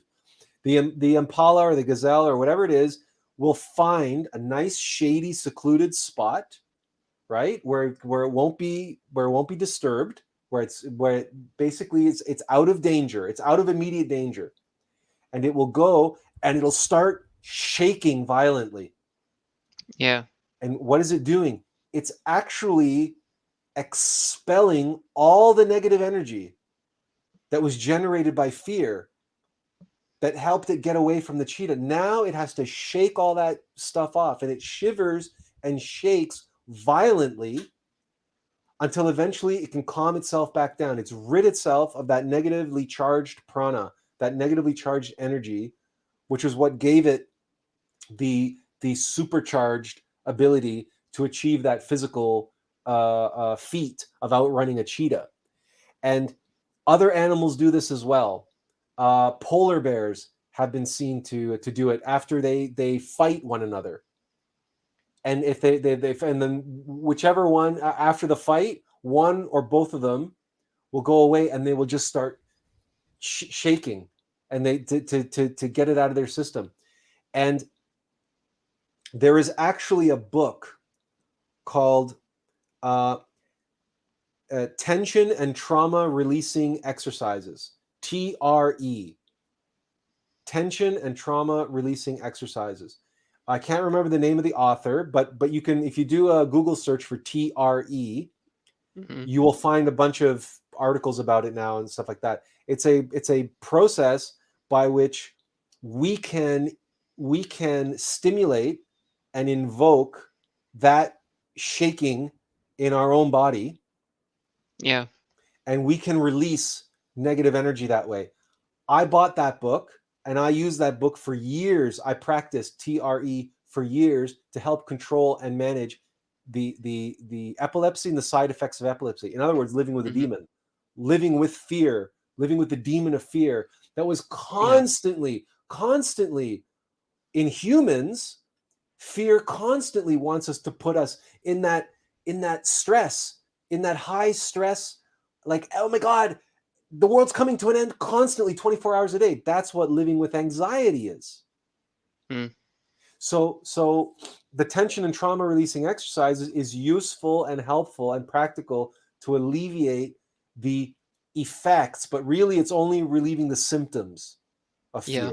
It's not getting at the causes of fear, and it's not getting at the demon. But if it's weakening the hold over the demon, and if it's weakening the hold, if it's reducing our stress, reducing our anxiety in terms of effects, then we are less likely to indulge, are less likely to do emotional eating, for example, are less likely to snap at other people, are less likely to indulge the demon further and allow the demon to have continued hold over us. Breaking up the ego's fears stranglehold over us is very important to weakening and loosening its grip on us, literally. Yeah. Right? We are, this was a tangent, clearly, but it's related insofar as we were discussing how the egos try to justify themselves to us by saying that they're essential for survival, et cetera, et cetera. So the egos will always come to us as our friend and will always try to control us on that basis. Hello, Serena. How are you? Serena, let me see if I can. You have to unmute your microphone. Okay. Yeah, I managed to unmute it. There you go. Yeah, hi everyone. Welcome, Hello. welcome. Yeah, I was saying because I liked that discussion about fear, and yeah, I was reading about this recently. I was looking at this lecture about it was about the Enneagram basically, and it talked about the virtues, and fear was explained as an absence of courage, and cowardice as too little courage, and rashness as too much courage. So they kind of see it as a matter of, so they take a virtue and they notice different ways of how that virtue can turn into a vice by absence, underrepresentedness, or hyperrepresentedness. Yeah, that's the, you were saying that's the Enneagram philosophy, right? Yes, that's where I found this explanation of the virtue of courage and how various vices depend on basically an absence, or like a lack of that virtue, or a disbalance, let's say. So So I found the interesting notion about that is that it's the opposite. oh, It's the opposite. what do you mean? Courage is the absence of fear. Yes, Okay. yeah, Now, that's what I now yeah. it's not fear is the absence of courage. Courage is the absence of fear. Because you can become stronger, the less fear you have, the more courageous you become. Because you have to but having said that, uh, without fear, the people say, well, you can't have no courage without fear, but that's not true. So courage, really, what we call courage is simply the willingness to face the uncertainty and the slings and arrows of outrageous fortune. So what we call courage, the virtues that we call virtues, we can call them only in the awareness of their opposites. In the same way that when Carl Jung talks about shadow work and understanding the shadow, so that the hero, you can't have a hero without a villain. That's why every story that has a hero has to have a villain. There has to be an adversary. Otherwise, what kind of heroics can you do? Right? So if you have no fear, if you are not facing any danger, if you are not facing any threats, if you're not facing anything, then where is the accomplishment? Again, it comes back to it comes back to the image here of life is baffling, right? That's why life is what it is. Just as it is for water, so it is for us. We can't become alive. We can't become energized. We can't become all that we are capable of becoming if life is too easy. You can't grow muscle by lifting light weight. You have to live weight that you must be challenged. Something must challenge us so that we can be who and what we are. That's what mechanical nature is, and that's what the egos are. So it's not fear is not the absence of courage, because many people are very courageous and they have lots and lots of fear. For example, myself, I live with tremendous fear, but I'm walking the path of the bodhisattva. I've also faced every conceivable kind of threat imaginable and have to face it and overcome it, because that was on the path of me serving my innermost being, me being Atlas, becoming Atlas, is the whole process of facing all those fears. In other words, all of these baffles, right?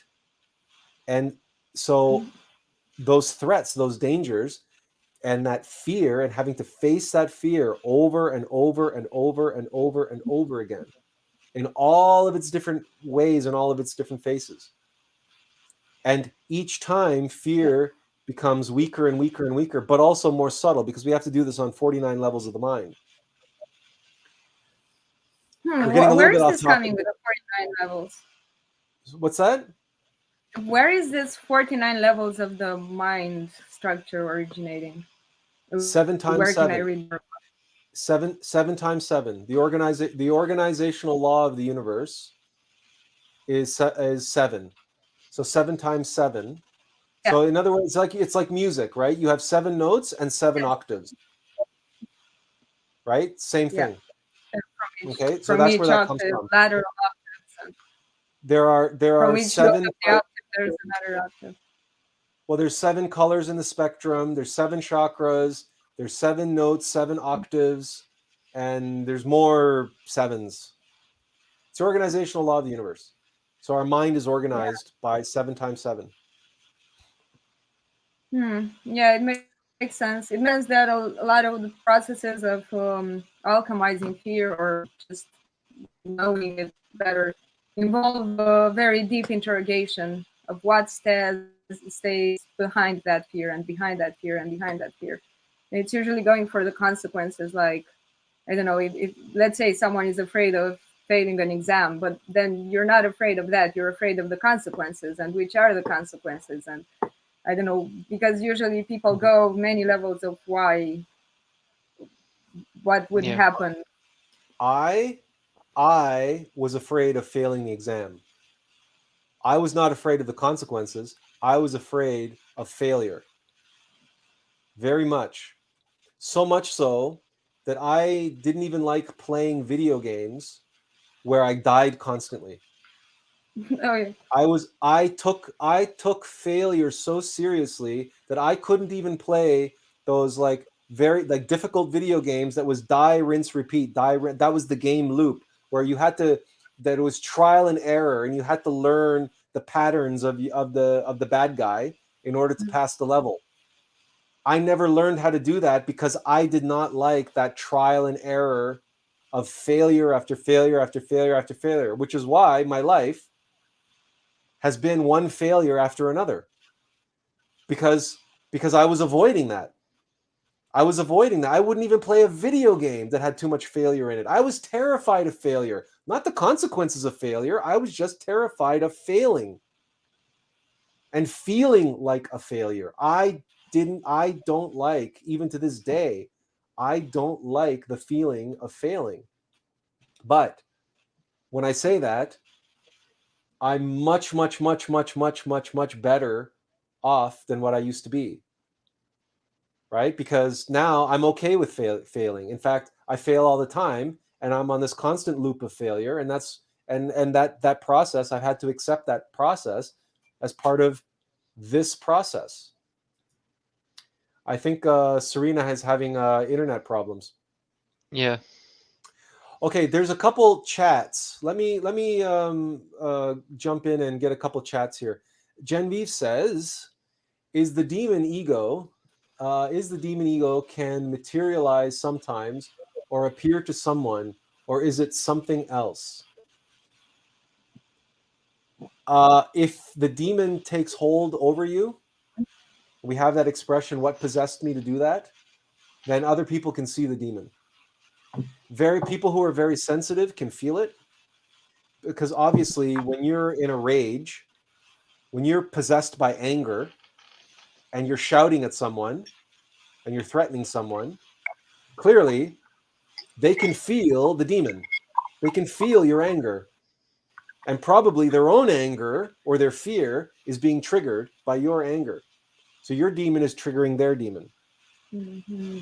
We have an article about this called "Lovers and Cheaters," Cheat Eaters, and that explains this dynamic in great detail. Now, if you're awake, or if they're awake, they can see and they know that that's an ego, that's fear, that's anger, that's anxiety, that's depression, that's whatever.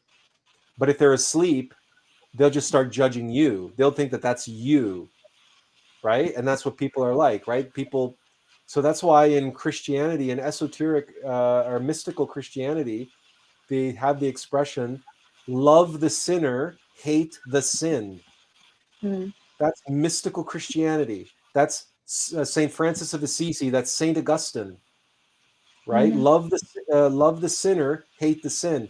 But in modern times, because modern psychology has conflated the two and doesn't know how to separate sinner from sin, although nowadays, in a real twist of events, modern pharmapsychology is separating mental illness from the personal responsibility of the individual. It's causing a whole different set of problems, right? Because now they want to medicate away the so-called mental illness. But that's again another conversation. Dylan says, "The struggle with being an old soul in a modern age, when you awake, the truth sets you free, but not without first shattering one's illusions. Also, when you awake to the duality, it must be seen for what it is. Because when you start to wonder why these bad things and people, government and the zombies, happen alongside the good, your focus shifts away from the path. And the more awake you become, the more cunning the ego disguises become. It's frustrating and draining to try and stay grounded. And..." Yeah, you can't type any longer on. Oh, okay. So yeah, so he ran out. I Okay. guess.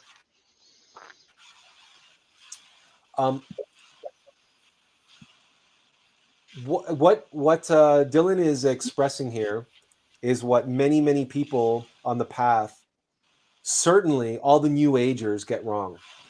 All the New Agers are completely naive. They've been completely misled. They think that awakening and the path of awakening and self-realization is all rainbows and unicorns, positivity, and bunnies hopping in the meadows. That's what they think. And it's entirely the opposite. Entirely the opposite. Because Jacob's ladder and Dante's ladder and the Alm of Life, okay, dictates by design, is that if you're going around a spiral, if you're going around a circle, and each time you go around that circle, you gain a little bit more, right? A little expansion, right? That means at the top of the circle, you're going to be higher up. So the next time you go around the circle is bigger. And if the circle is bigger, every time you go higher up, the next time you descend, you have to go deeper. And if you visualize a spiral expanding outward and outward and outward, and then you cut two sides off the spiral, what you end up is a bunch of rungs on a ladder. That's Dante's ladder. That's Jacob's ladder. If you replace the rest of the spiral, you realize the only way to get to the next level up here is you got to go to the next level down here. Yeah. This is encoded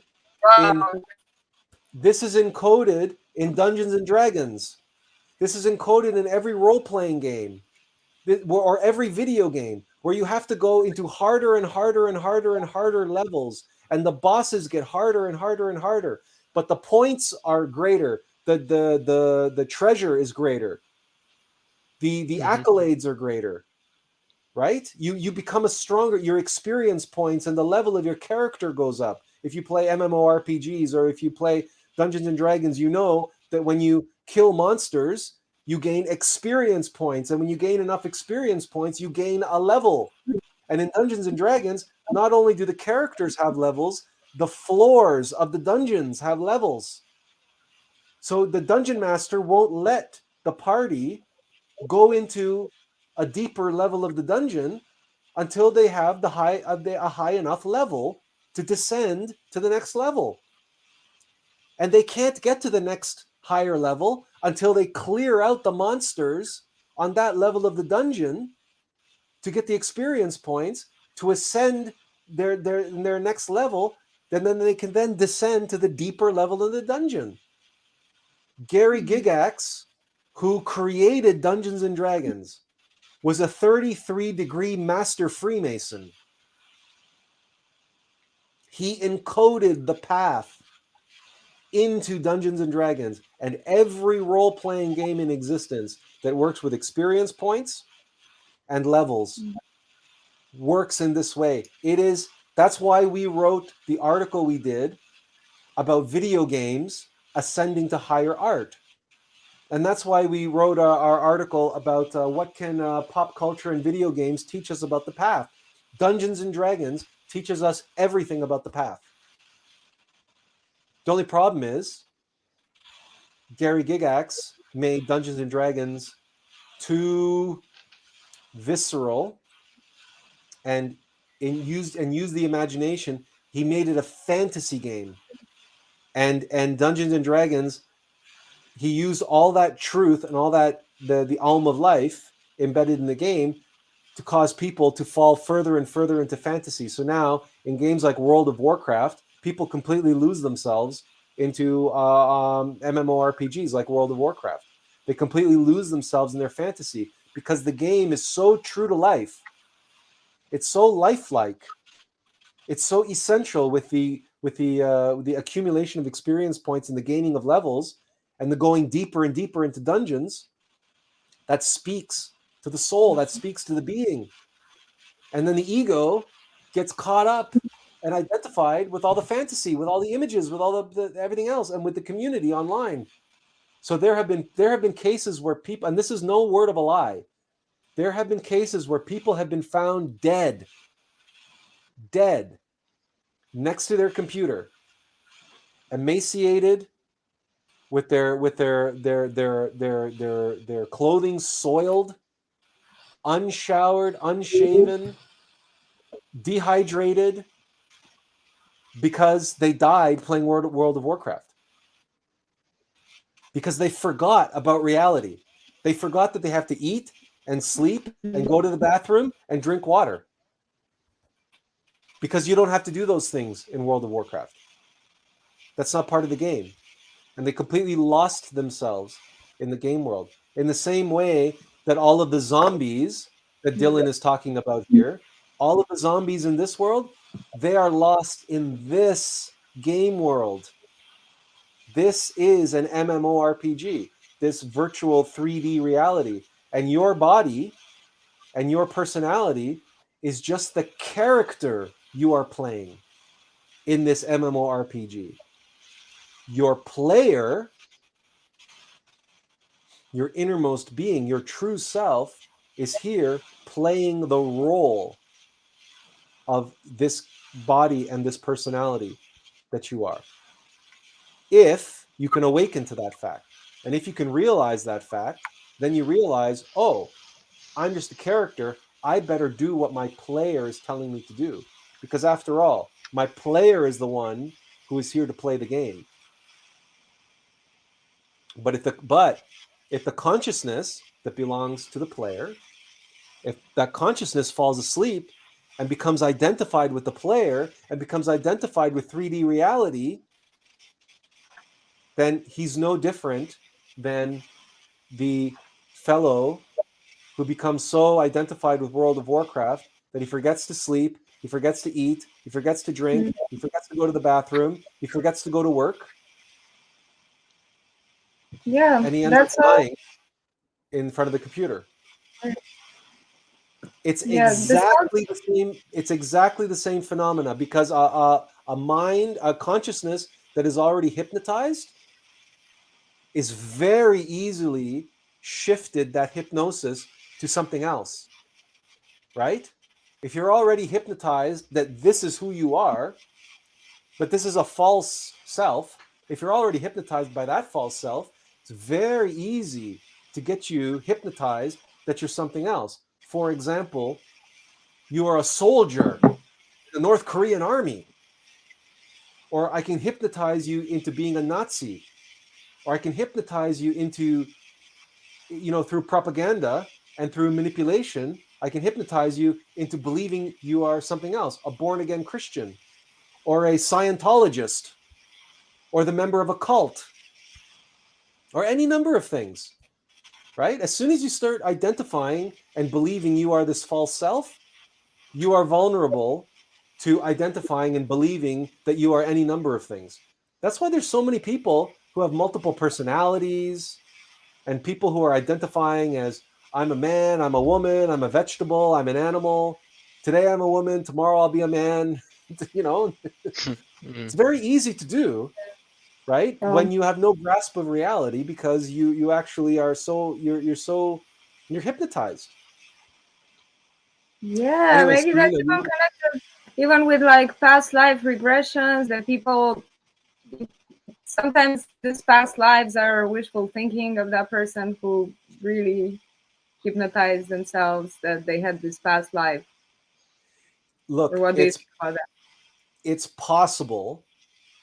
It's possible. The problem, that's not the problem. That's not the problem. Okay, two problems with that. Number one is, you're right. Usually that's the case when people start believing that I am the reincarnation of so-and-so, right? I am the reincarnation of Saint Francis of Assisi, or I am the reincarnation of Hermes Trismegistus, or God only knows what, right?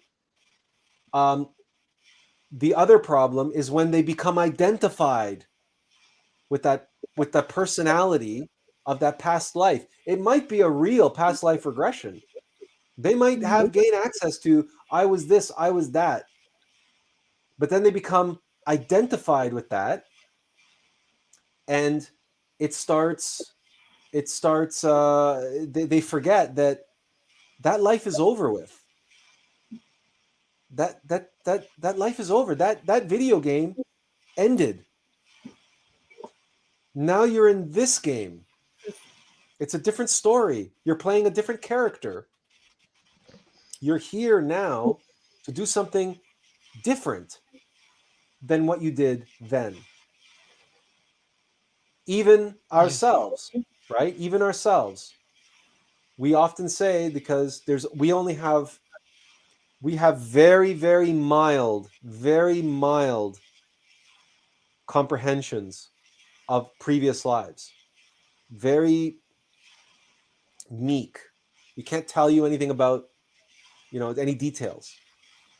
It's just intuition. That's all we have is intuition, and very mild. So, for example, when we arrived in Uji, Japan, and we stepped off the train, we knew we had come home.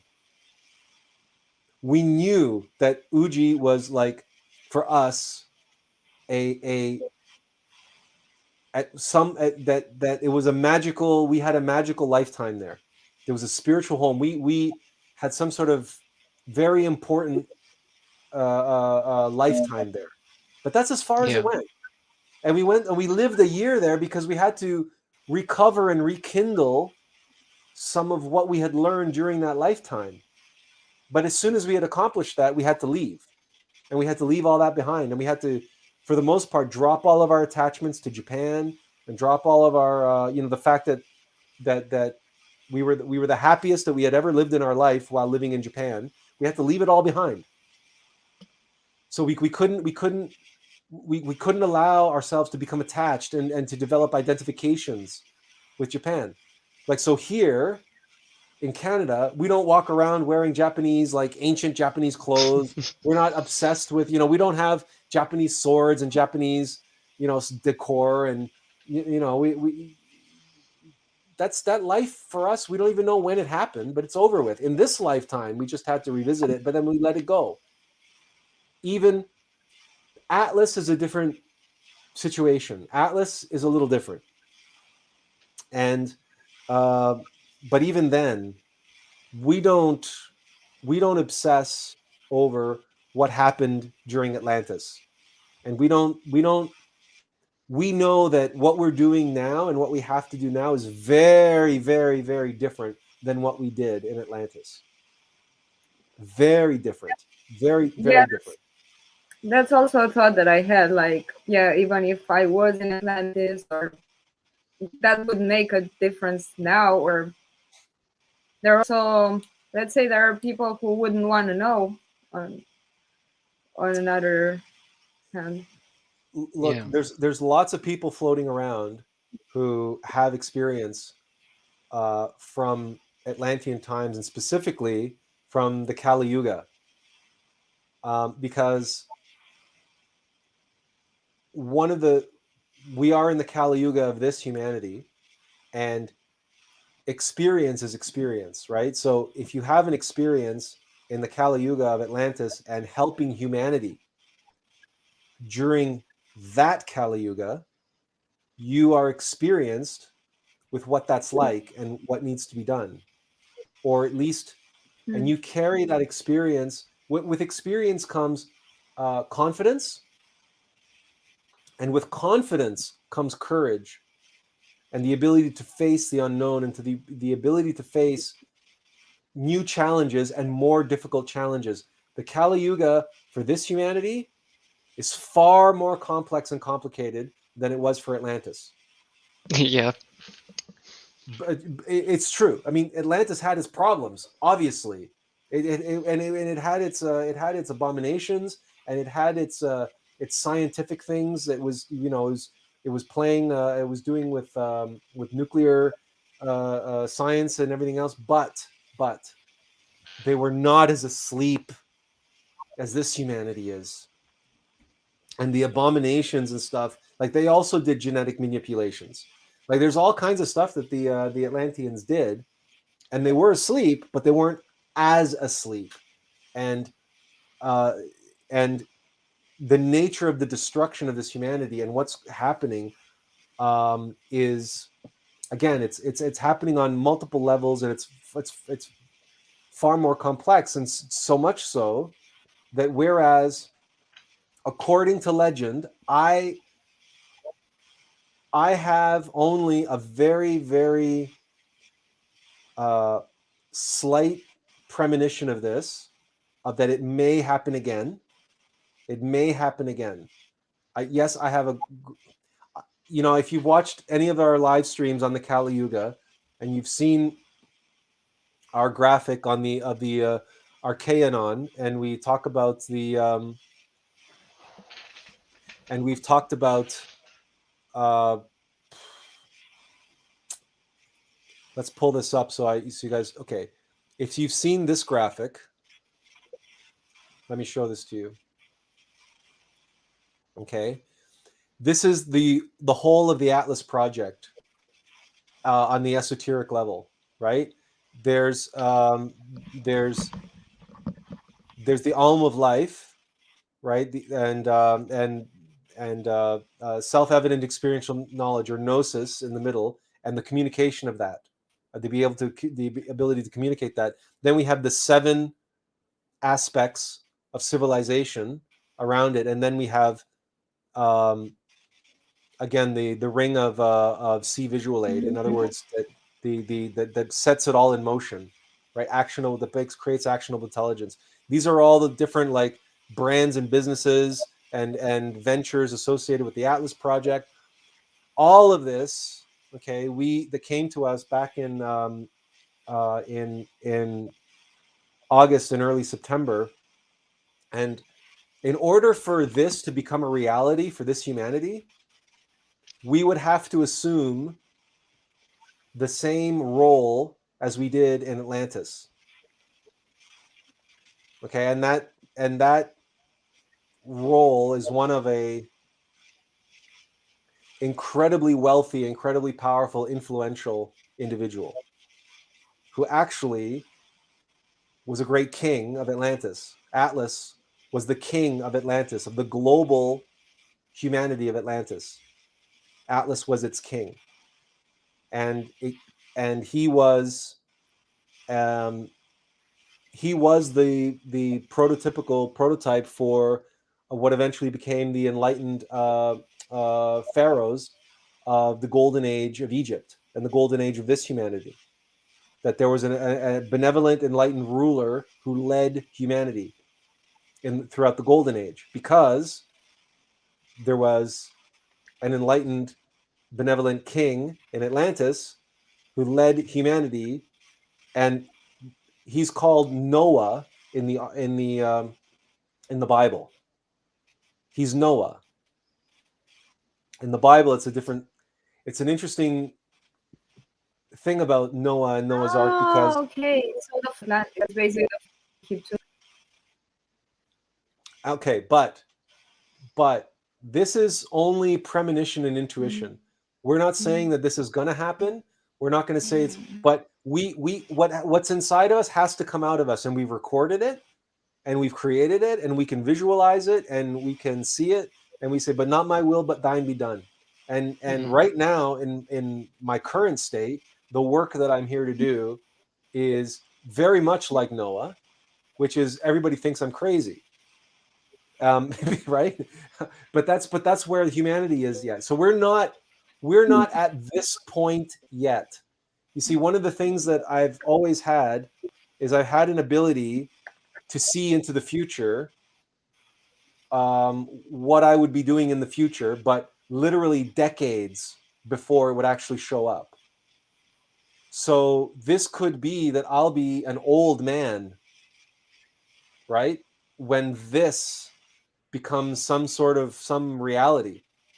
It could be that most of what's on here was given to me in a premonition, and that, but it's down the road, and I certainly have a long way to go before I can assume the role of leading this sort of revolution.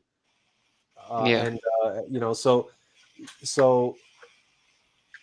that's why, and I've said this often, that's why this channel and this Facebook group is Atlas Information, right? Because, like I said very often, I'm just like you all guys, right?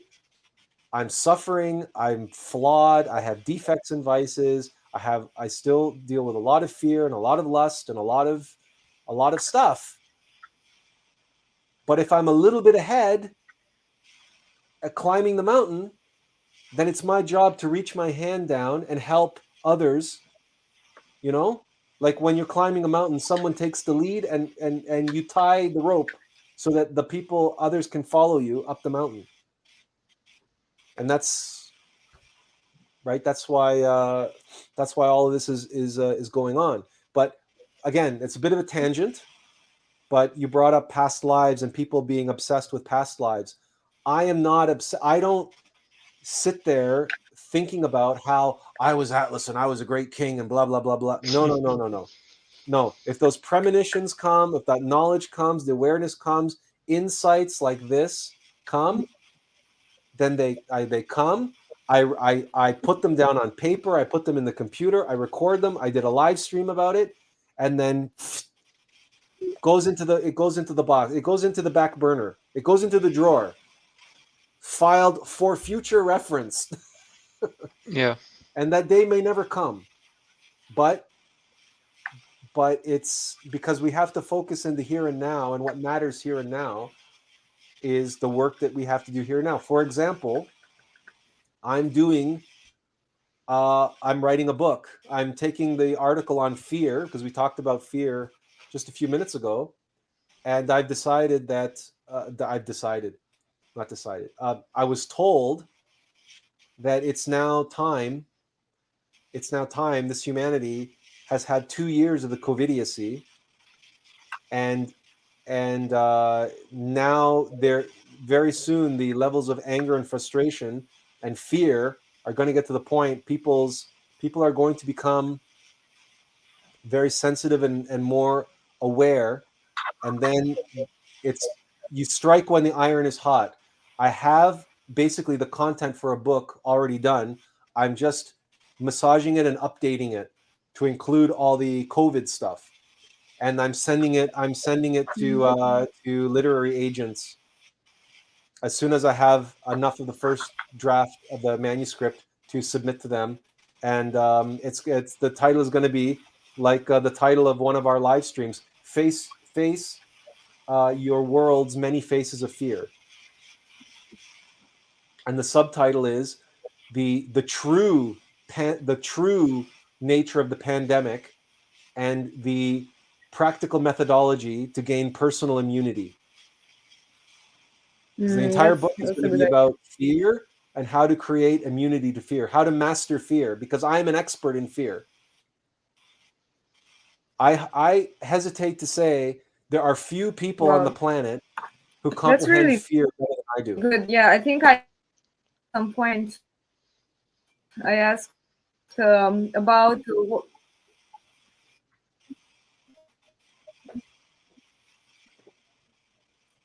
yeah, my connection is blocked a bit, but what I was asking was, yeah, what to do to get out of the inaction when it comes to fear. Like sometimes you're not doing anything, or yeah, I mean,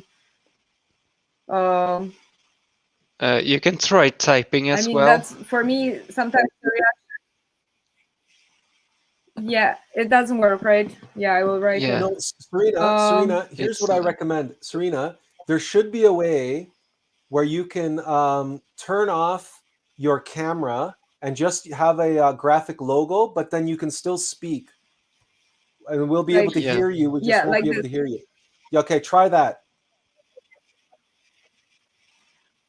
Okay, yeah, I closed the camera. So yeah, one question that I had about fear is how to get over the freeze reaction in front of fear, because I find that is a space where a lot of distractions can hit you. Just the moment when you freeze mentally as challenged with fear, you know. Okay, so what's happening there is you are in the grips of fear. You are paralyzed by fear.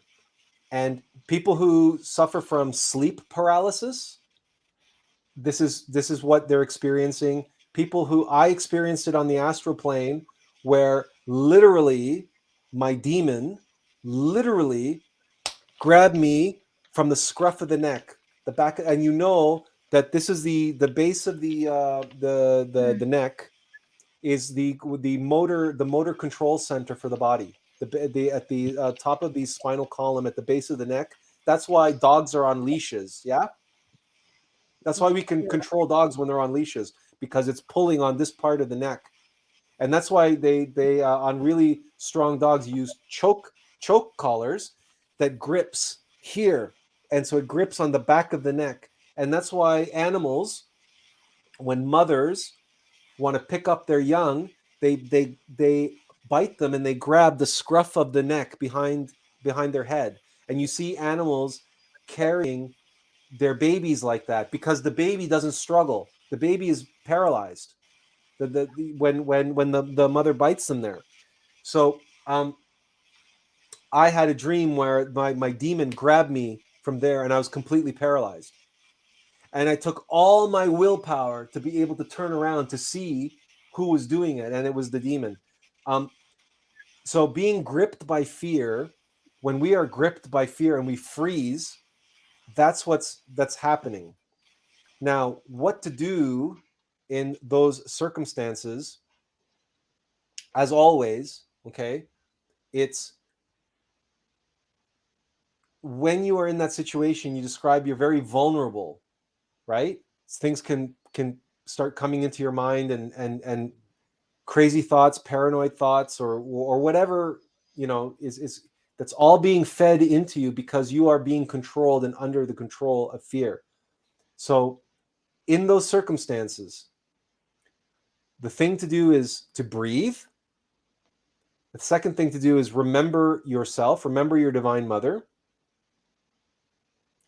and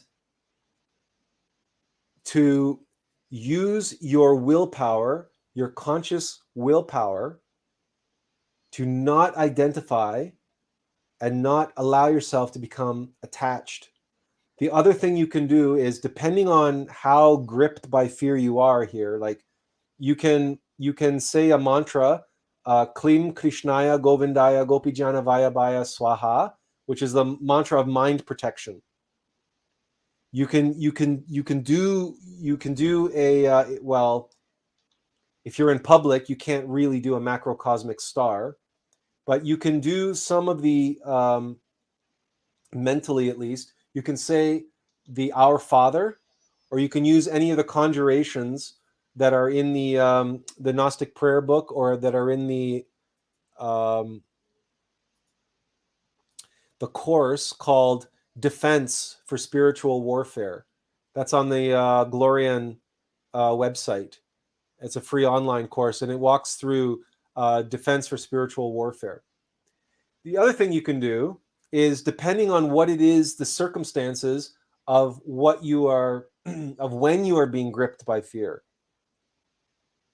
So, for example, getting up in front of people, like you would have to give us the context in more detail for us to give you other techniques, because it's all related to the situation and the circumstances that you are in. Yeah. It's not always the same. I gave you some general pointers, but from here on in, for example, anyway, you would have to say what the circumstances. The context is, for example, when I'm on the verge of doing something of some level of greatness, help or service to others, or help, I just stop. I just don't do it. I give up. So mechanical reaction of when I'm about to do things and I visualize how important it's going to be and how much it will help, then I can't do it anymore. And that's let's say an instance that I've noticed recently a lot. Okay, so when that happens, do you observe yourself? Are you observing what is going on inside of you, and are you giving in too easily to that fear? And is it really fear, or is it a combination of fear and laziness?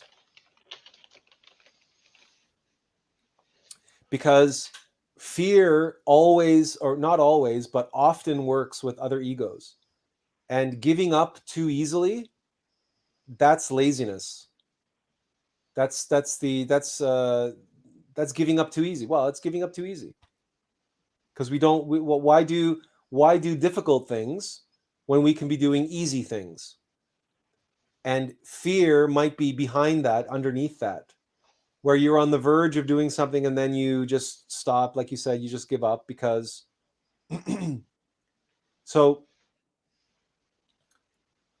there's a lot to be said for willpower and developing willpower, because sometimes what you need to do is just work through that fear, work through that block, that laziness, whatever, and just you got to push yourself through that block. I basically, so what came to my mind was that it's basically relating to the undercurrent that you referred to before. You know what they used to say, when if you get dragged down to the undercurrents, your instinct is to struggle, to basically spend your energy. but the solution is basically the opposite. You need to relax.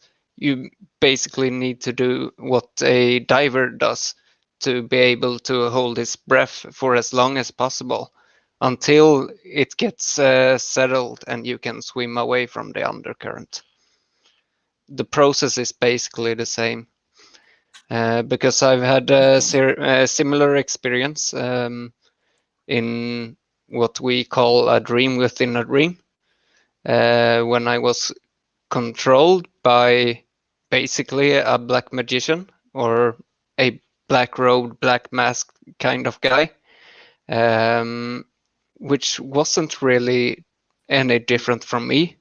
But I was laying down basically in a similar room to where I was sleeping, not this room. But I woke up thinking it was my room because it was so similar. And I tried to get up from bed, and when I looked forward towards the door, there was this black masked robed guy who stood with his hand above me, above my chest, if you will, and the force between the hand and me was something that I couldn't get out of. It was basically down to the soul. I couldn't move. I couldn't do anything. I couldn't even speak. I could basically not even think. But that's when I basically called out for the Christ in the best way I knew back then, and that's basically where I could feel my willpower basically build up from inside and get up from that bed. And once I got up from that bed, I got up from my physical bed. I woke up basically, and yeah, that wasn't a nice experience, but that also made me realize my own willpower basically. We had our first encounter with our demon in the astral plane was like you, was a dream within a dream.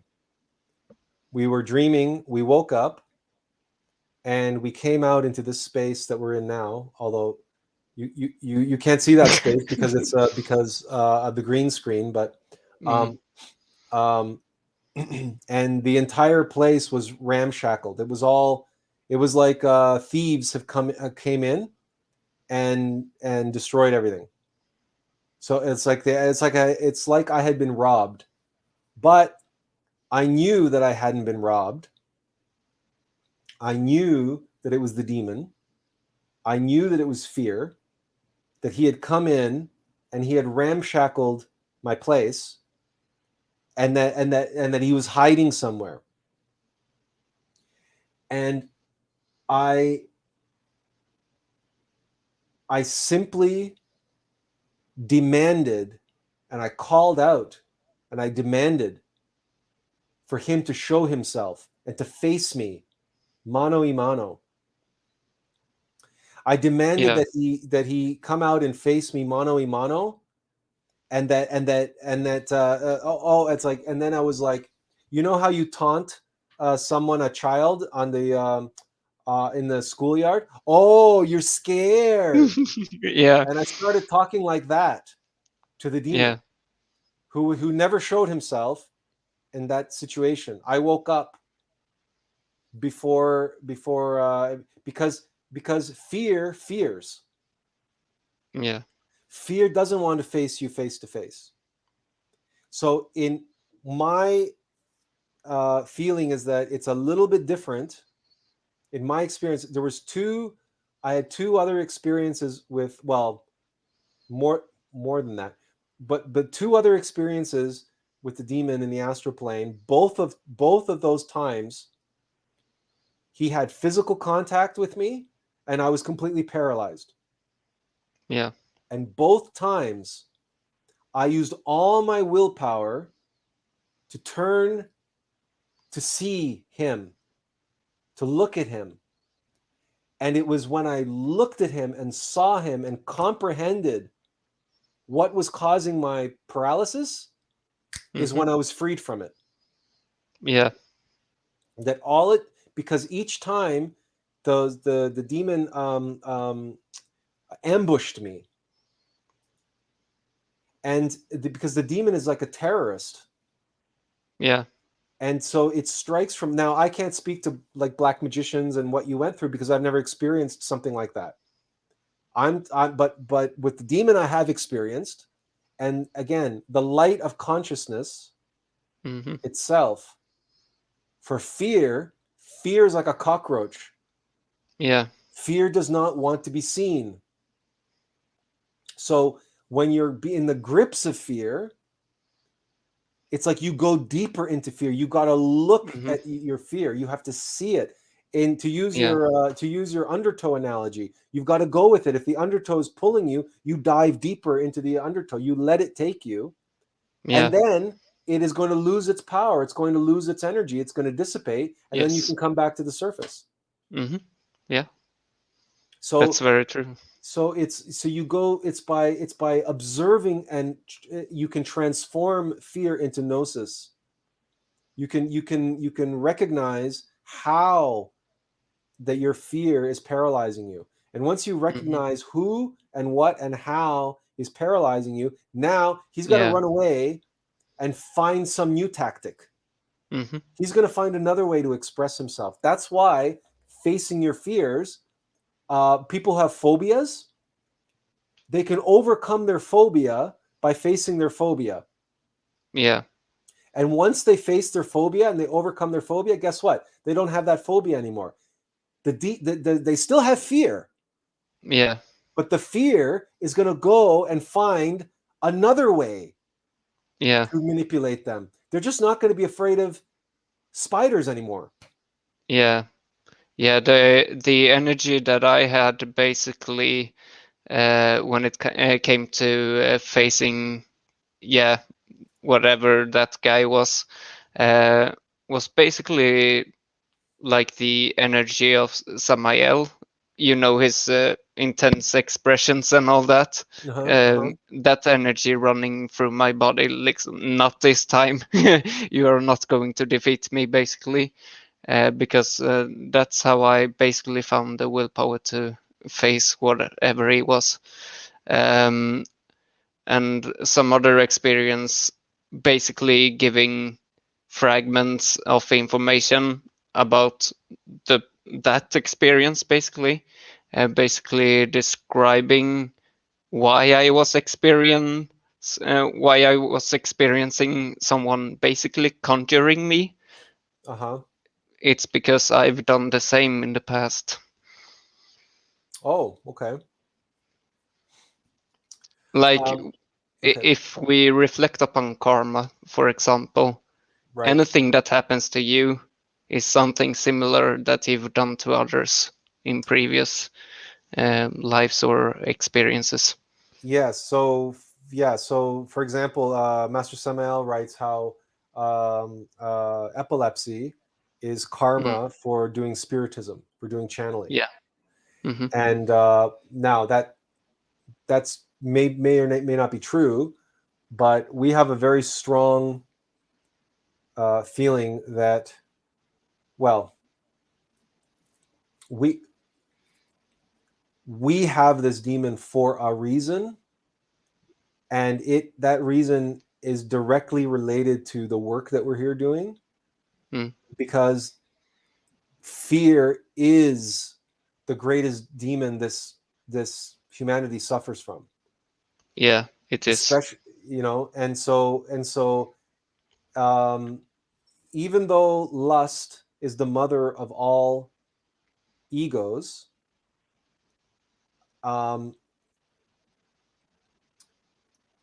believe me when I say, well, you don't believe me. So my experience and the pornography industry, the trends in modern sexuality, is that lust is now subservient to fear for this humanity. Lust had its heyday, but now fear is stronger than lust in this humanity. And the proof of that is the obsession with domination and submission when it comes to sex. Where a decade ago, I heard one of these sexual therapists, sexual guru people say that for young people, anal is the new oral. So in other words, when I was a young man growing up, and you wanted to feel that you had sexual dominance, right? You were an alpha male or whatever.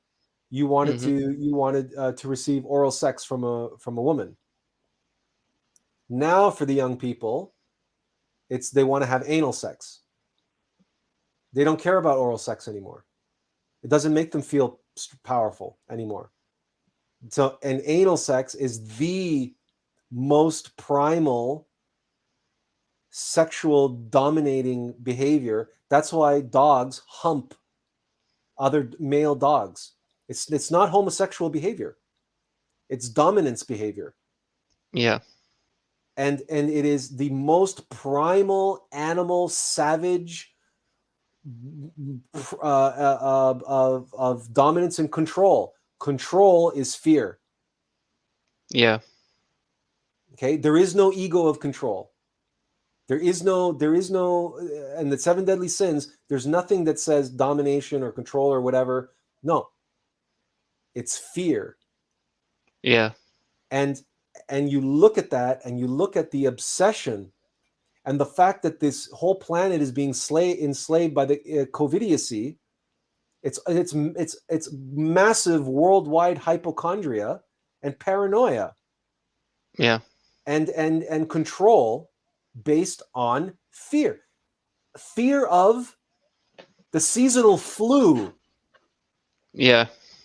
That 40 years ago, okay, if my mom would give me a Vicks vapor rub, tell me to gargle with salt water and go to school.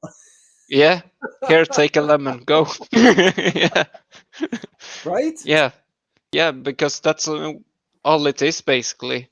I've contracted something that you could call a seasonal flu. Well, it's way, way better now, but I mean, it's nothing to bat an eyelid for, basically. I mean, just just observe, as they say. So, this is the pandemic. Yeah.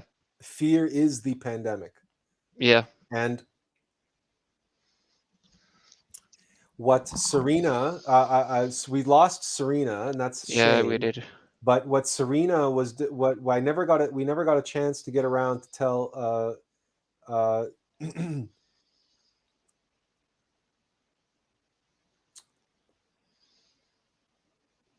Yeah. Okay. So hang on a second. We'll come back to that in a minute. So Dylan says dominance has nothing to do with what you can make another being do. Some of the best relationships I had were BDSM. Is about providing containment for your woman, a safer place to nourish her submissiveness. That's why we said domination and submission are both fear. Yeah. Because you either want to dominate or you want to be dominated. You either want to control or you want to be controlled. And why do you want to be controlled? Because it makes you feel safe. Why? Because somebody else is in the driver's seat. Why does that make you feel safe? Because you no longer have to take responsibility for your actions. Somebody else is in control. And they're going to take care of you. That's fear. The desire to be taken care of. The desire to be looked after. The desire to submit to control is the same desire that somebody else has to control. It's the same way that shame and pride are the two sides of the same coin. It is 100% fear, regardless of what you believe, Dylan, and regardless of what your experience is. You had the best relationships in BDSM. You're in denial that fear was behind those relationships. Because true sexuality and true love has no domination and submission, has no control of that nature. If it's a masculine and feminine situation, there may be, from a pure energetic standpoint, the masculine is active and the feminine is passive from the pure standpoint of masculine and feminine energies. But to degenerate that into BDSM is for those masculine and feminine energies to be twisted into something else. It's fear. And you can believe whatever you want. And we're not telling you what to believe. We're just telling you the facts. You can accept them or not accept them. That's up to you. But you would do well to meditate on those experiences and comprehend what was really behind them. And we know what we're speaking about.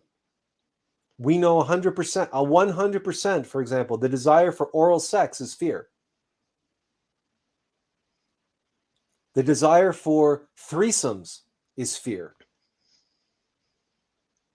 The desire for polyamorous and group sex is fear.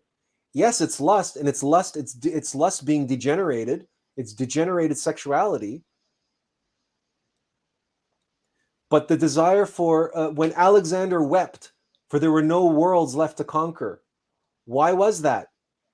Because for Alexander the Great, Alexander the Macedonian, conquering worlds was the drug that he took to numb the suffering, to numb the terror of fear that was in him, the insecurity that he's not good enough, that he's not man enough.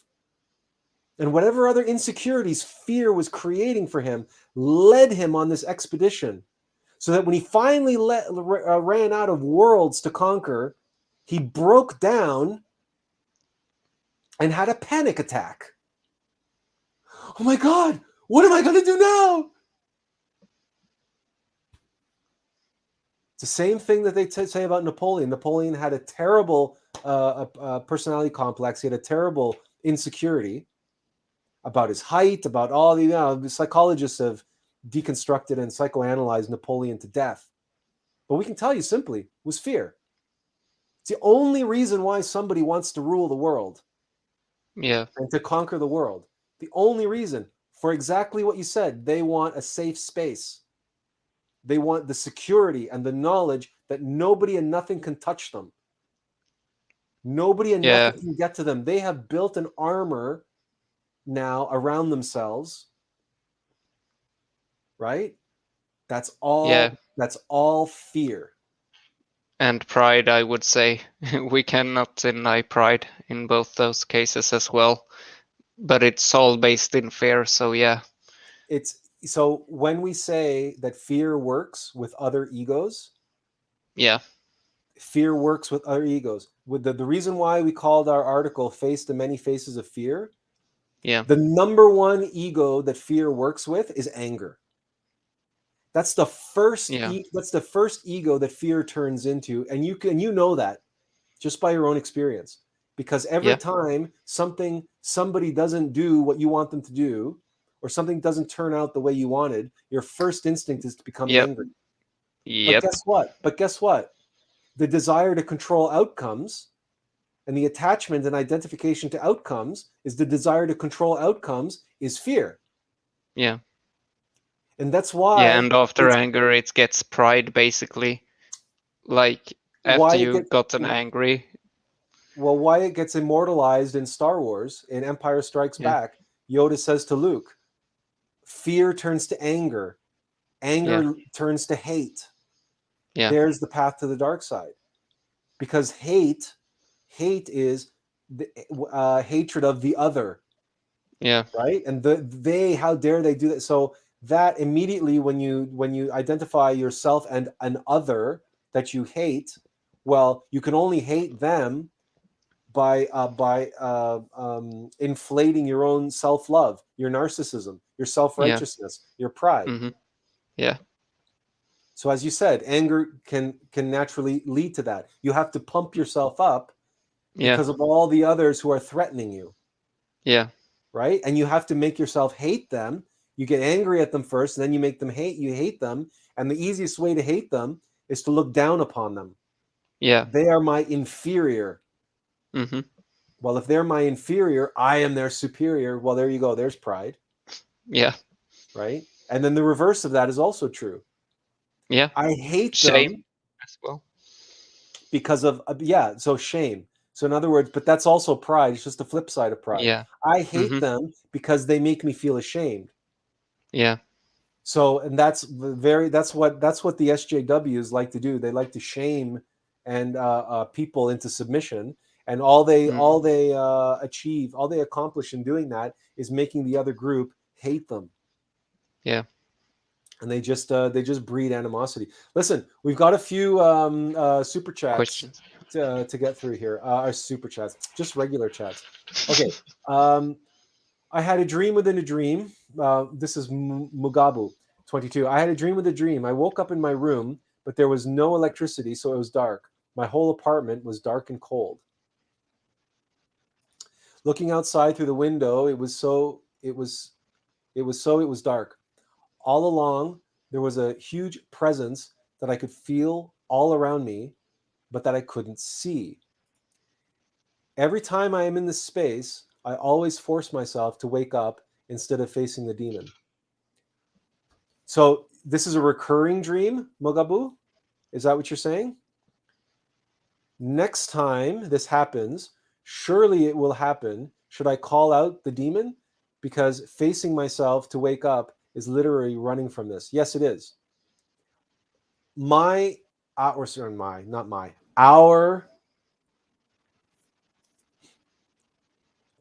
Our response, our intuition was to demand that he show himself.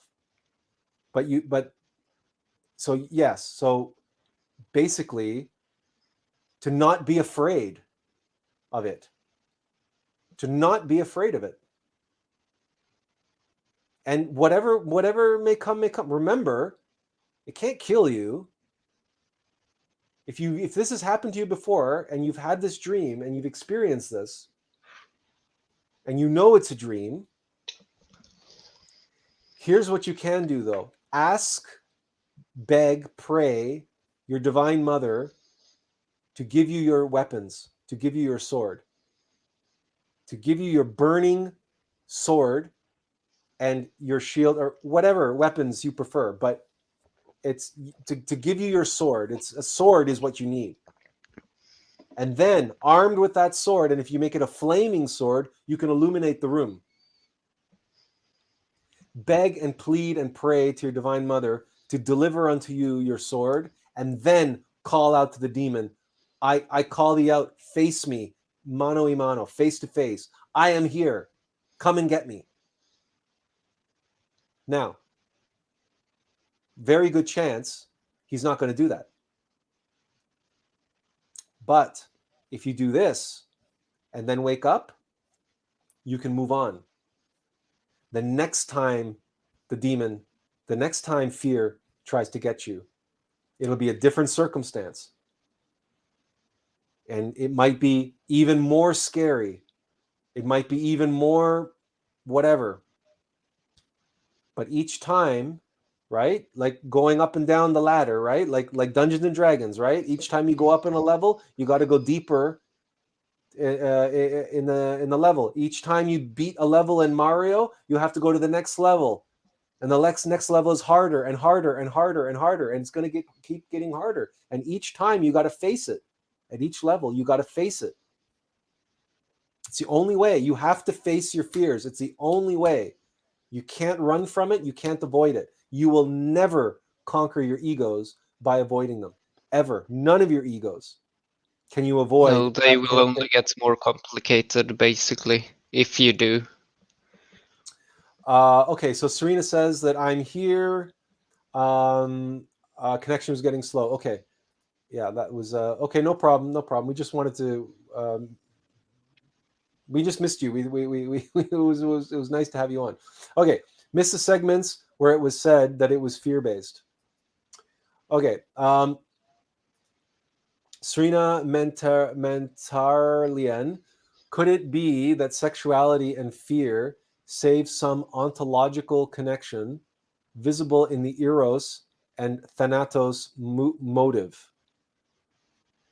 Okay, could it Have be some that... ontological. Sorry? I think it should be an H instead of save. It's have some Okay. Could it be ontological. that sexuality and fear have some ontological connection visible in the eros and thanatos motive?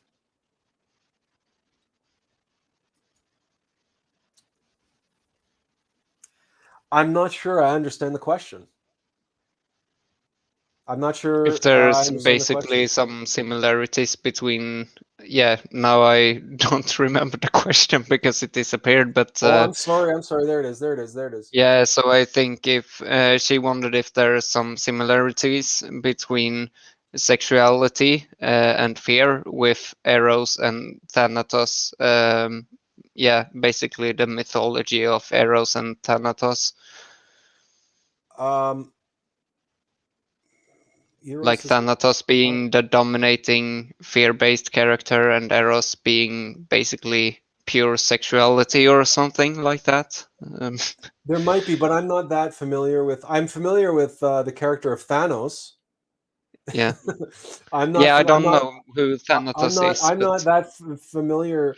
Okay, see, the thing is that Thanatos is obsessed with death.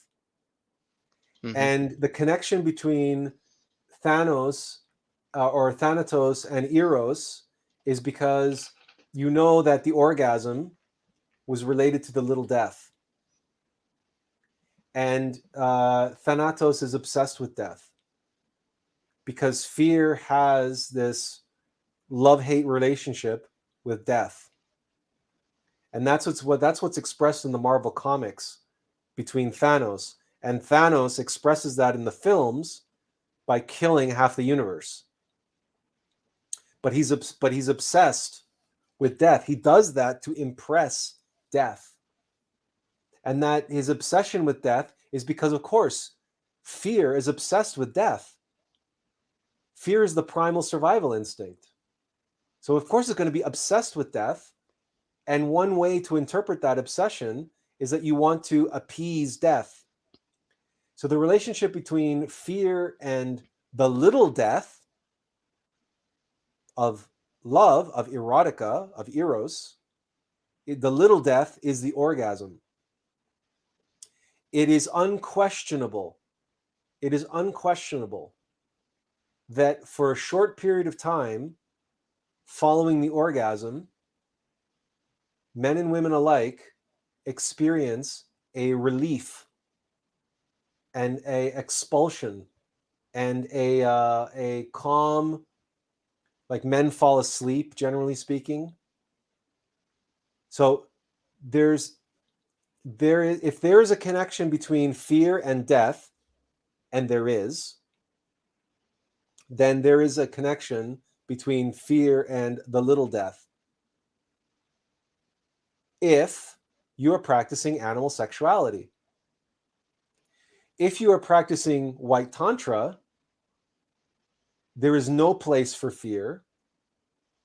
And we write about this in our article because the fear of falling is catastrophic to the practice of white tantra. And we share our personal experience of this.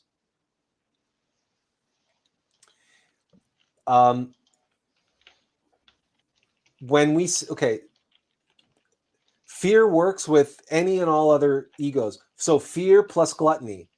Yeah. How many people out there do emotional eating? And how many people out there are obese because of their anxiety? And they eat. Eating for them is a drug. Alcohol as a drug. Drugs as a drug. Go figure. Gambling, all that other stuff. Now, even though the addiction is self-loathing, But that self-loathing, the shame, can be born out of an anxiety, out of a fear that I'm not good enough. And you see that shame is the feeling of being inferior. But the fear of being inferior can work with the feeling of feeling inferior, and now the two are tag teaming you. Fear very rarely shows itself to you in its real form. Even with phobias, fear projects onto something. Fear doesn't show itself as fear. Fear makes you terrified of something. I'm afraid of spiders. No, you're not. You're possessed by fear. I'm afraid of open spaces. No, you're not. You're possessed by fear. I'm afraid of heights. No, you're not. You're possessed by fear. That's the truth. The heights, the open spaces, the spiders, the snakes, COVID-19, those are just excuses, distractions. That's why if you face your fear, you can get over your fear of heights, you can get over your fear of snakes, you can get over your fear of spiders, you can get over all your fears. But if you don't comprehend that you are possessed by fear, your fear is going to keep manifesting itself in one of these other faces. And someday you're gonna wake up and you're gonna have a panic attack for no particular reason. You're not gonna know why. The reason why, it's because you've been facing your external causes of your fear, but you've been ignoring the fear itself, and you've been sweeping it under the rug and sweeping it under the rug. And where does it go? Deeper and deeper and deeper and deeper and deeper into your subconscious mind, until finally it finds itself a strong end game boss level fear. Yeah. Who's in the deepest dungeons of the video game in your subconscious mind, and from there he has a whole legion of minions now, and he can haunt you. He can haunt the kingdom from deep below, and he sends up his negative vibrations, and they come out as anxiety, or they come out as panic attacks, or they come out as all these things. Or my fear likes to rage. Okay? My fear is intimately connected with anger. My fear likes to rage. When I told you about my room being destroyed, it's because my fear likes to rampage and rage. Just like in Star Wars, just like in Empire Strikes, fear turns to anger. That's my fear. My fear is Darth Sidious. My fear is Darth Vader. My fear is like Sith levels of evil, and he just likes to rage. So my demon likes to rage in my subconscious mind, and deep-seated dark subconscious anger, rage, is the cause of depression. That's how I don't suffer so much anxiety anymore. I used to have a lot of insecurity and anxiety when I was younger. But as I got older and I faced what I thought were the causes of my insecurity and my anxiety, the demon went deep and started raging. And I got older, and as I went through the process of becoming a teenager and everything, of course, teen angst in me turned to teen anger and rage. So all of these things, if fear likes to work with and hide behind, it's the great terrorist, it's the great con artist. And it will disguise itself in every conceivable way possible. And so much of what people suffer from, they think they're suffering from this, they think they're suffering from that, they're suffering from fear. It's just fear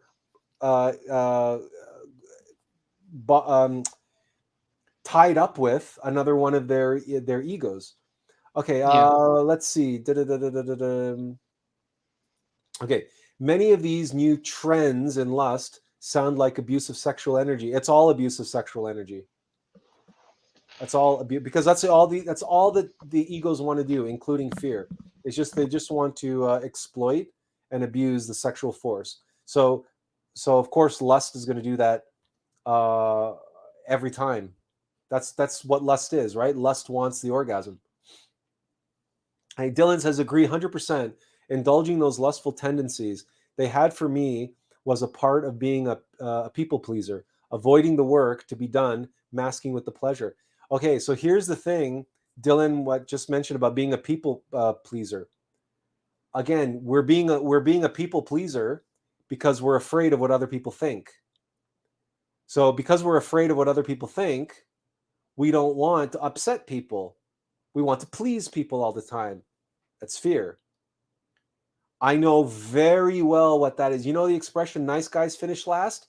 That's me. That was me for the longest time.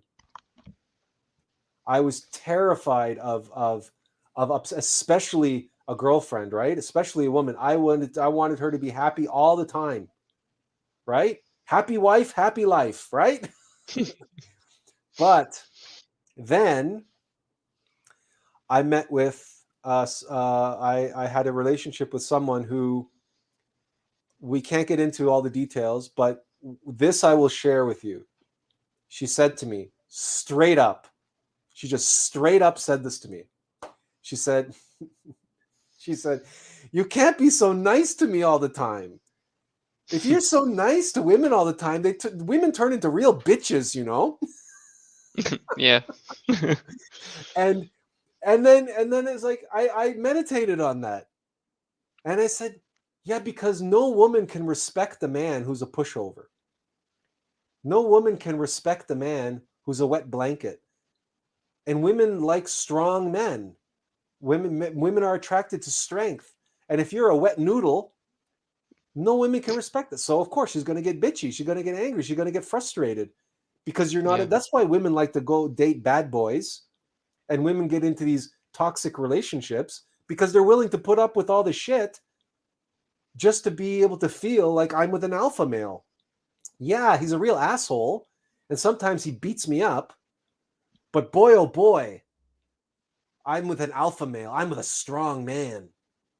Like there's a lot of, like that's pride. And that's also self-esteem, right? That's like a woman wanting to feel good about herself. So she wants to have just the same reason why men want to have a trophy wife, right? And parade her around at the Christmas social party at work, right? Ooh, look at my trophy wife, right? It's like a fashion accessory. There's and it's all, and that also is bundled up with pride and fear, because if you want a trophy wife to look good, to say, look, I'm an alpha male, I have a trophy wife, that means you care what other people think. And if you care what other people think about you, then you're afraid of what they might be saying about you or what they might be thinking about you. It's for us, this is self-evident. Everything that we're saying to you, it's so clear to us. Everything you describe or mention, it's immediately we can penetrate and see through it, because we've spent over 40 years of our life in the real world laboratory of hell, of our own personal hell, fighting our own personal demon and attracting other people who are fighting their own demon of fear to one degree or another. And then on top of that, all the other egos that it relates to, because remember, a demon is more than just one ego. It's just that our demon just happens to be the dominant ego of fear. So, okay. It's not always the same dream, Mugaboo says. The same dream, but it's always a dream within a dream. And it's scary, but it's always invisible. Right away, I know it is a dream. Look, you got to shine the light on it. You got to shine the light of consciousness. Invoke the Christ. Invoke your Divine Mother. Ask her for your flaming sword, and demand that he come out and show himself. That's what you need to do. You got to, and if he doesn't show himself, wait until he does. And if he doesn't, then you're like, okay, I guess you're a coward then. Call him out. Call him the coward that he is. Say it. Hear yourself saying it. That here I am telling you to face me. I am ready to face you. No, you're scared. You're a coward. Call it out. Call it what it is. Right? Be solid and strong and confident in that, and prove to yourself that you are willing and able to stare the demon in the face and to stare him down and face him mano a mano. Let him be the one who runs away and reneges, not you. Dylan says, BDSM is weird. This created power struggle, even though this is when we first started White Tantra, the infliction of pain and the dominating still has a dance energy to this day. When we were doing White Tantra with our partner, fear was the first thing. Okay. Another reason why we focus on fear, yeah? Even Master Samael said the greatest fear he had to overcome was, the greatest ego he had to overcome was fear. Anybody who's on the spiritual path, anybody's on the path of the Bodhisattva, anybody's on the path of awakening and self-realization, that is a path of psychological death. Fear is obsessed with death. Fear, its purpose is to prevent death. Fear will stop at nothing to sabotage your work, including, obviously, White Tantra. It will try to get in there, and in my situation, I suffered from terrible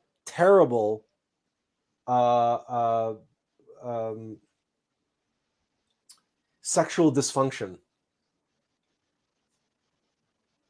And you name it.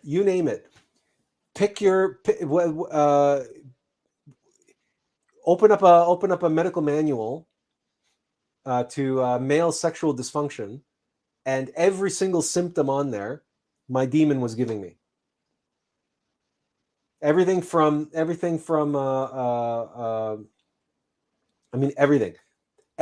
impotence to premature ejaculation, which I would guess are the two ends of the spectrum,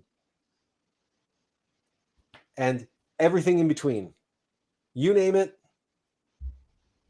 And it was all because of fear getting in my head, being afraid of being afraid of screwing up, being afraid of falling. When I say I've run the gambit with fear, when I say that, I'm telling you, there's very, very little I have yet to see, and I've yet to go through with this phenomena. Eros and Thanos is Freudian. It's not based in Greek mythology. Thanatos is based upon Greek mythology, but Yeah. I think Freud used those two as a psychological archetype.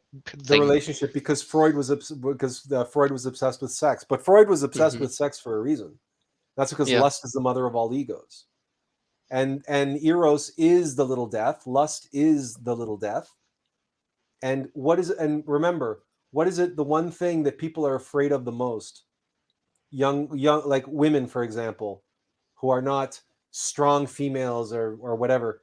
Like, what most people, the thing they're afraid, the one thing that they're afraid of more than dying is dying alone. Yeah.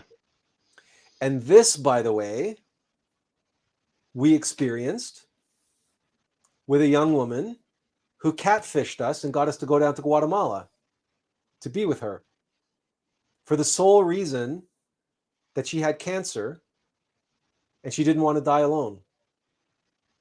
So she catfished us on Facebook. It's a long story, but that's how we know she wasn't afraid of dying. She was afraid of dying alone. and she would do anything in her power, her fear, her demon of fear, and it was a demon, would do anything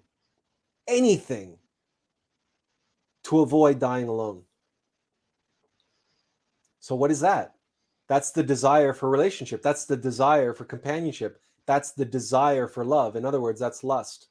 But that's lust in the emotional center and lust in the mental center, being fueled by fear. In other words, that's infatuation, right? I don't want to be alone. I become infatuated with someone. I become attached to someone, or I'm so terrified of being alone. I become attached to this idea of being with someone. Again, you can appreciate now how and why we're writing a book on this. Yeah.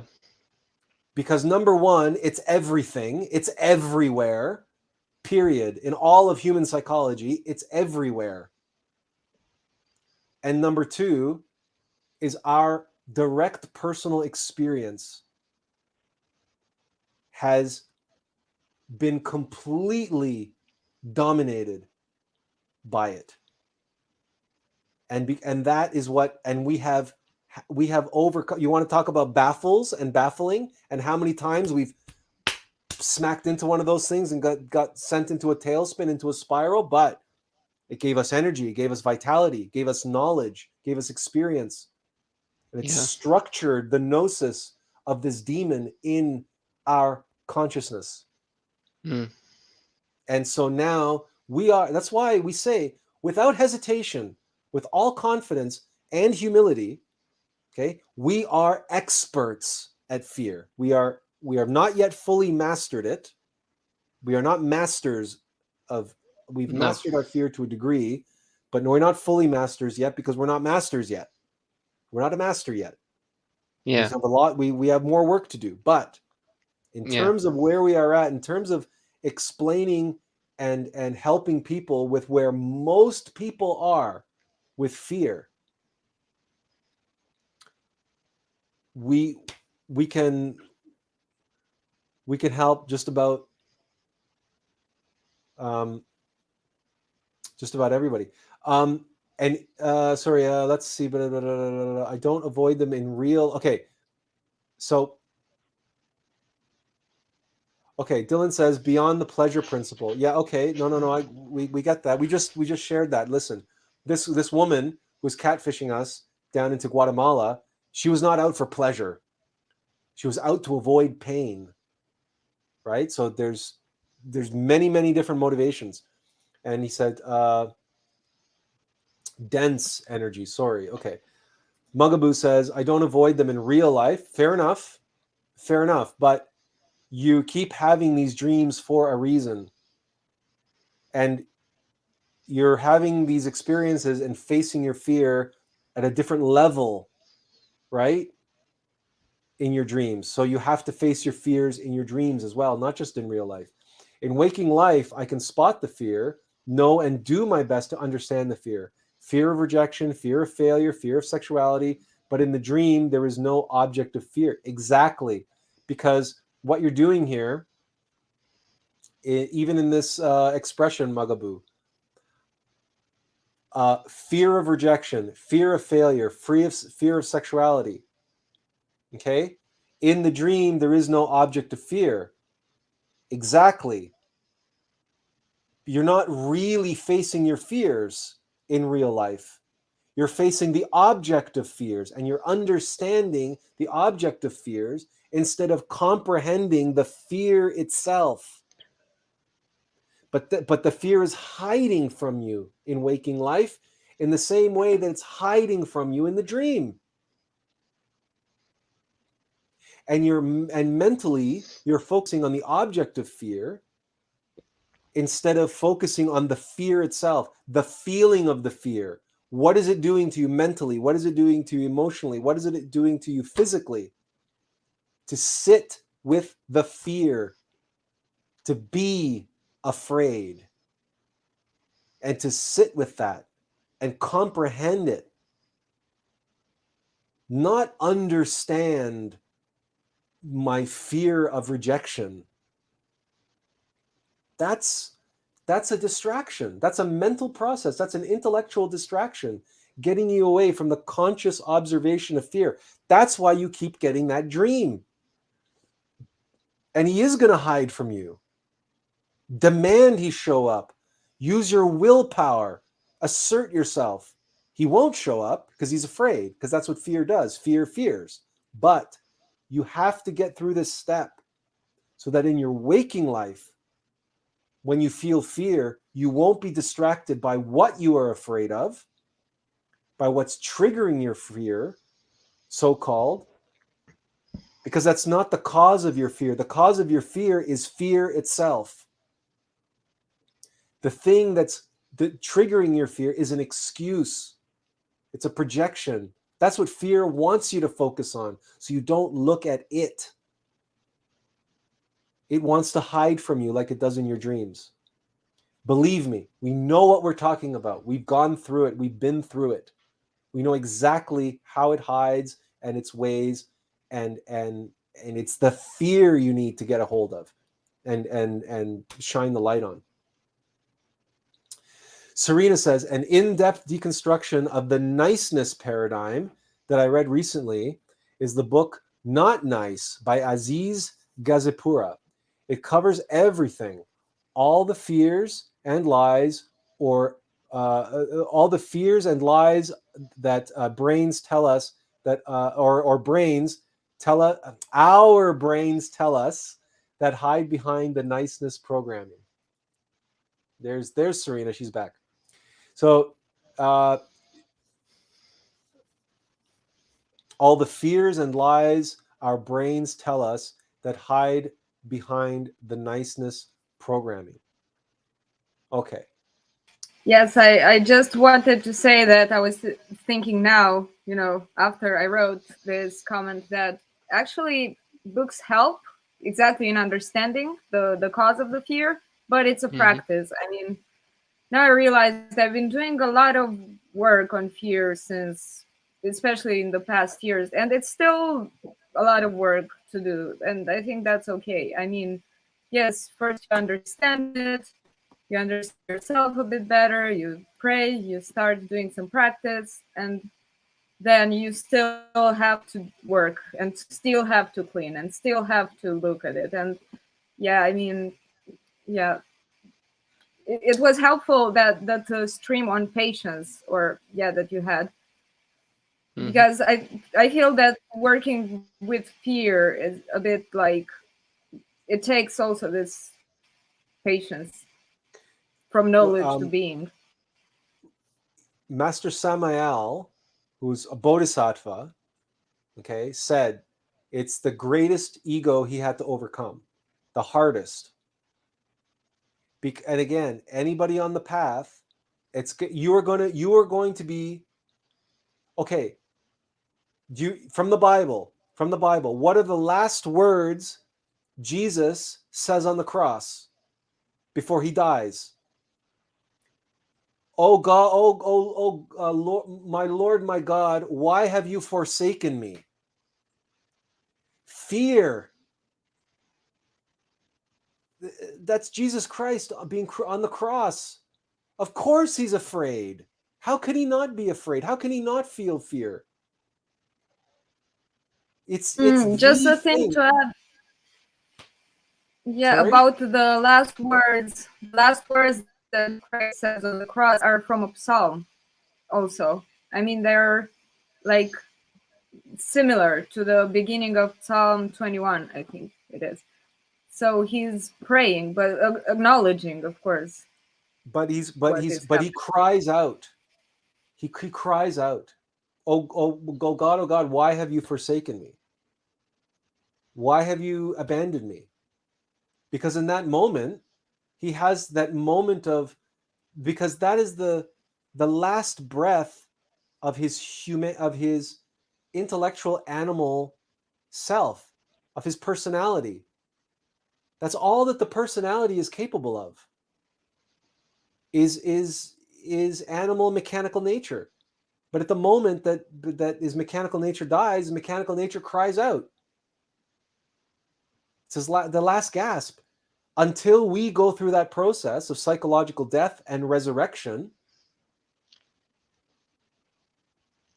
the elimination of the ego, until we eliminate fear, fear is going to be our constant companion, and it is going to be the number one entity that's seeking to sabotage the path that we are on, that is going to be sabotaging our efforts to die before we die. Because that is what fear does, is prevents death. That's what fear does. That's its primary job, is to keep you alive and to keep animals alive, right? We discussed that. That's its role in mechanical nature. And that's what that's the program. That's its program. And the other things that it does, like control and comfort and security and all the things, those are just complications. Those are just complications and sophistications, because the fear is so complex and sophisticated in the intellectual animal, whereas in an actual animal, it's very simple and it's contained under normal circumstances. That's why the impala and the gazelle can be grazing a few feet away from a pride of lions and not give a shit, because they're not afraid. They're only afraid when their fear gets triggered by what? By the energy that's being given off by the hunters, who are now in predator mode, and they're hungry, and they're using anger, and they're using fear, the desire to control outcomes, the identification, and the desire to feed. They're now focused their attention with that ego-oriented attention. Again, the survival instinct, that's fear. And they've now focused that razor-sharp focus of consciousness on that impala or on that gazelle. And then they're creeping forward, and you look and you watch in these animal programs, these documentaries, and you're like, why doesn't the gazelle run away first? The gazelle is just being watchful. He's like, okay, like he's feeling the tension, he's feeling something. I'm being watched. Okay, all right, I see him over there. He's creeping up on me. What's he gonna do? And it's always they take off at the same time. Yeah. Because the two egos are mechanical, and each one, it's escalating. One is escalating the other. And if you read our article on lovers and chi eaters, and you observe the relationships that you've had with family and lovers, you know how this works. Where you don't get angry until they get angry. And then they get angry and they yell at you, and you get even more angry, and you start doing this. And it becomes an escalation. And the fears are playing off of each other. What do you think that's happening there? The demons are screwing with you and screwing with them. Yeah, that's but they're working with each other. It's a pull. Yeah, that really pulls you when someone gets angry. Especially in family relations, when someone gets angry and you keep reading their messages, and something still pushes you to see what they're saying next and to answer. And yeah, that's and with all the books read, with all the knowledge, with all the prayers and forgiveness, sometimes I'm like, oh man, I have to answer this, and then I end up deleting like 5 messages in a row. And just leaving there is absolutely nobody that's going to. That's why, why? That's why family members are the last people to start believing your bullshit about being on a spiritual path. Yeah. Because every time they look at you, they don't see a spiritual person. They see a flawed, angry, neurotic person, because they bring the worst out of us. It's true. But that's why they're so precious and important to us. because they are that psychological gymnasium that we need, that Master Samael talks about. That in the real world, okay? But if we can't go out there, family, nobody has the ability to press your buttons like the people who love you. No, for some reason, the people that love you the most, they can press your buttons and pull your strings like unbelievable. Like you sit there going, how the hell? You think you're the most holy spiritual person? You've gone off to India for 5 years. You know, you've been praying with the monks and everything else. You've been meditating with the yogis. You can wrap your body in a pretzel. You come home, your mother says 3 words to you, and you're like, Mom, what the hell? Yeah. And all of a sudden, your 5 years of spiritual retreat, poof, gone out the window. Yeah. Oh yeah. Yeah, Right? here really this idea of the it's spiral true. is so visible. It's This true. idea of the spiral that you progress in spiritual knowledge and understanding, and you do healings and you get on a level, and immediately this is where you see, oh, the healing worked. I must have reached a high plane in my healing that my family reacts like this all the time. It's a Oh, yeah. challenge, and Oh yeah. I mean, and it's you know also what? a test for us to forgive them. And you know what? You say to let go. yourself, okay, I have more work to do. Yeah. I have more work to do. When the people who love you the most, okay, can no longer piss you off, then you can say to yourself, okay, I've made some progress. Okay, right? Yeah. When you can be as calm as a Hindu cow, and your mother or your mother-in-law or your lover is like leaning into you, and they're like taking all their weapons and they're taking all their knives and they're trying to stab you and they're trying to press your buttons in every single way, and it's just water off a duck's back, then you can honestly look at yourself and say, I'm starting to make some progress. Yeah. You know, and that's why that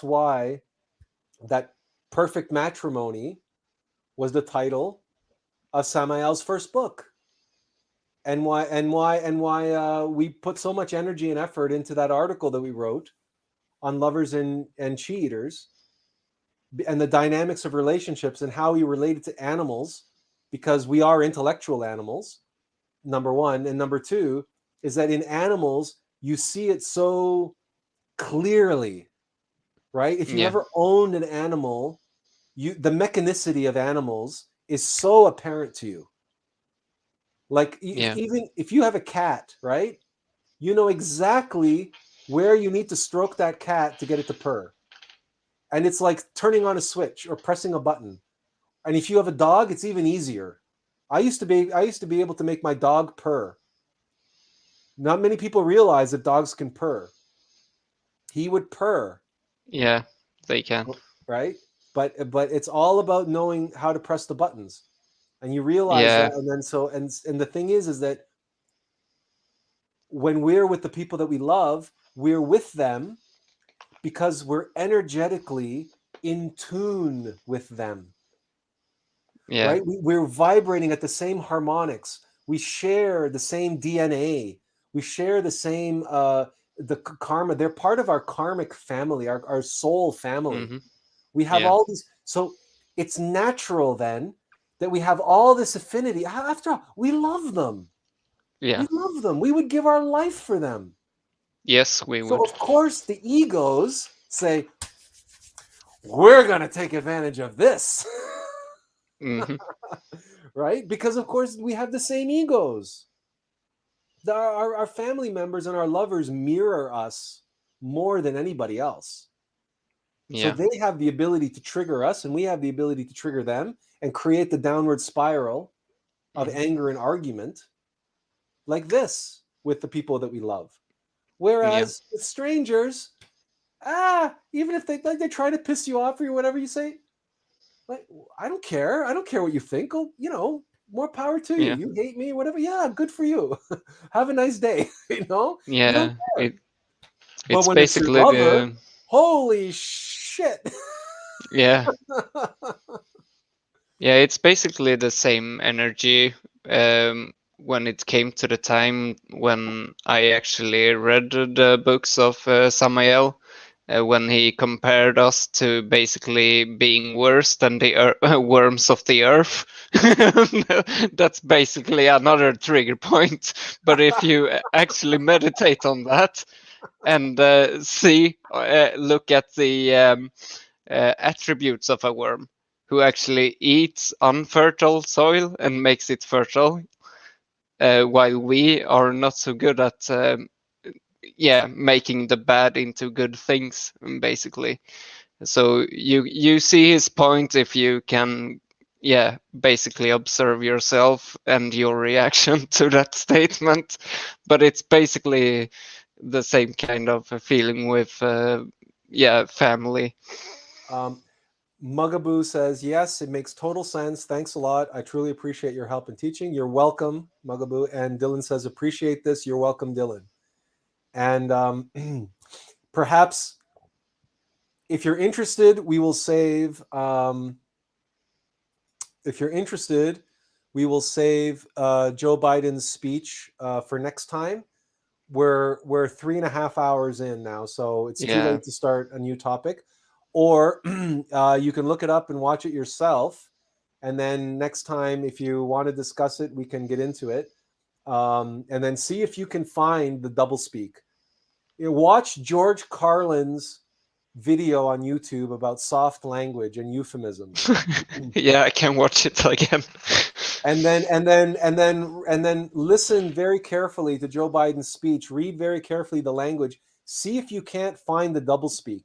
If you don't know exactly what doublespeak is or what doublespeak means, you can go to Wikipedia. You can Google it. There are good definitions of the different types of doublespeak. But the basic idea in black magic is the idea is to be able to lie to you while I'm telling you the truth and manipulate you.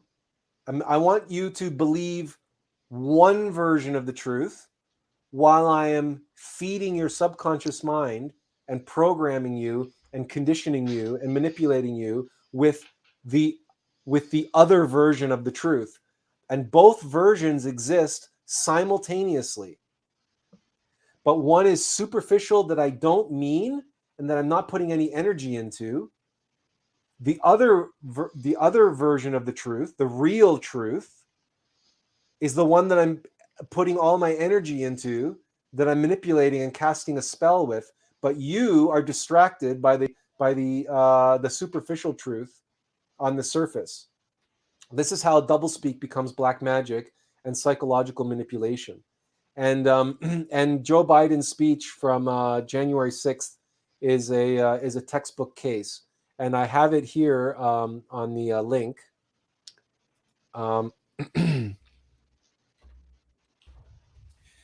There's the link to it. If you want to read it, and then just look for it on YouTube, and you can watch it on YouTube as well. And again, only if you're interested, and only if you want us to discuss it next Monday. Yeah.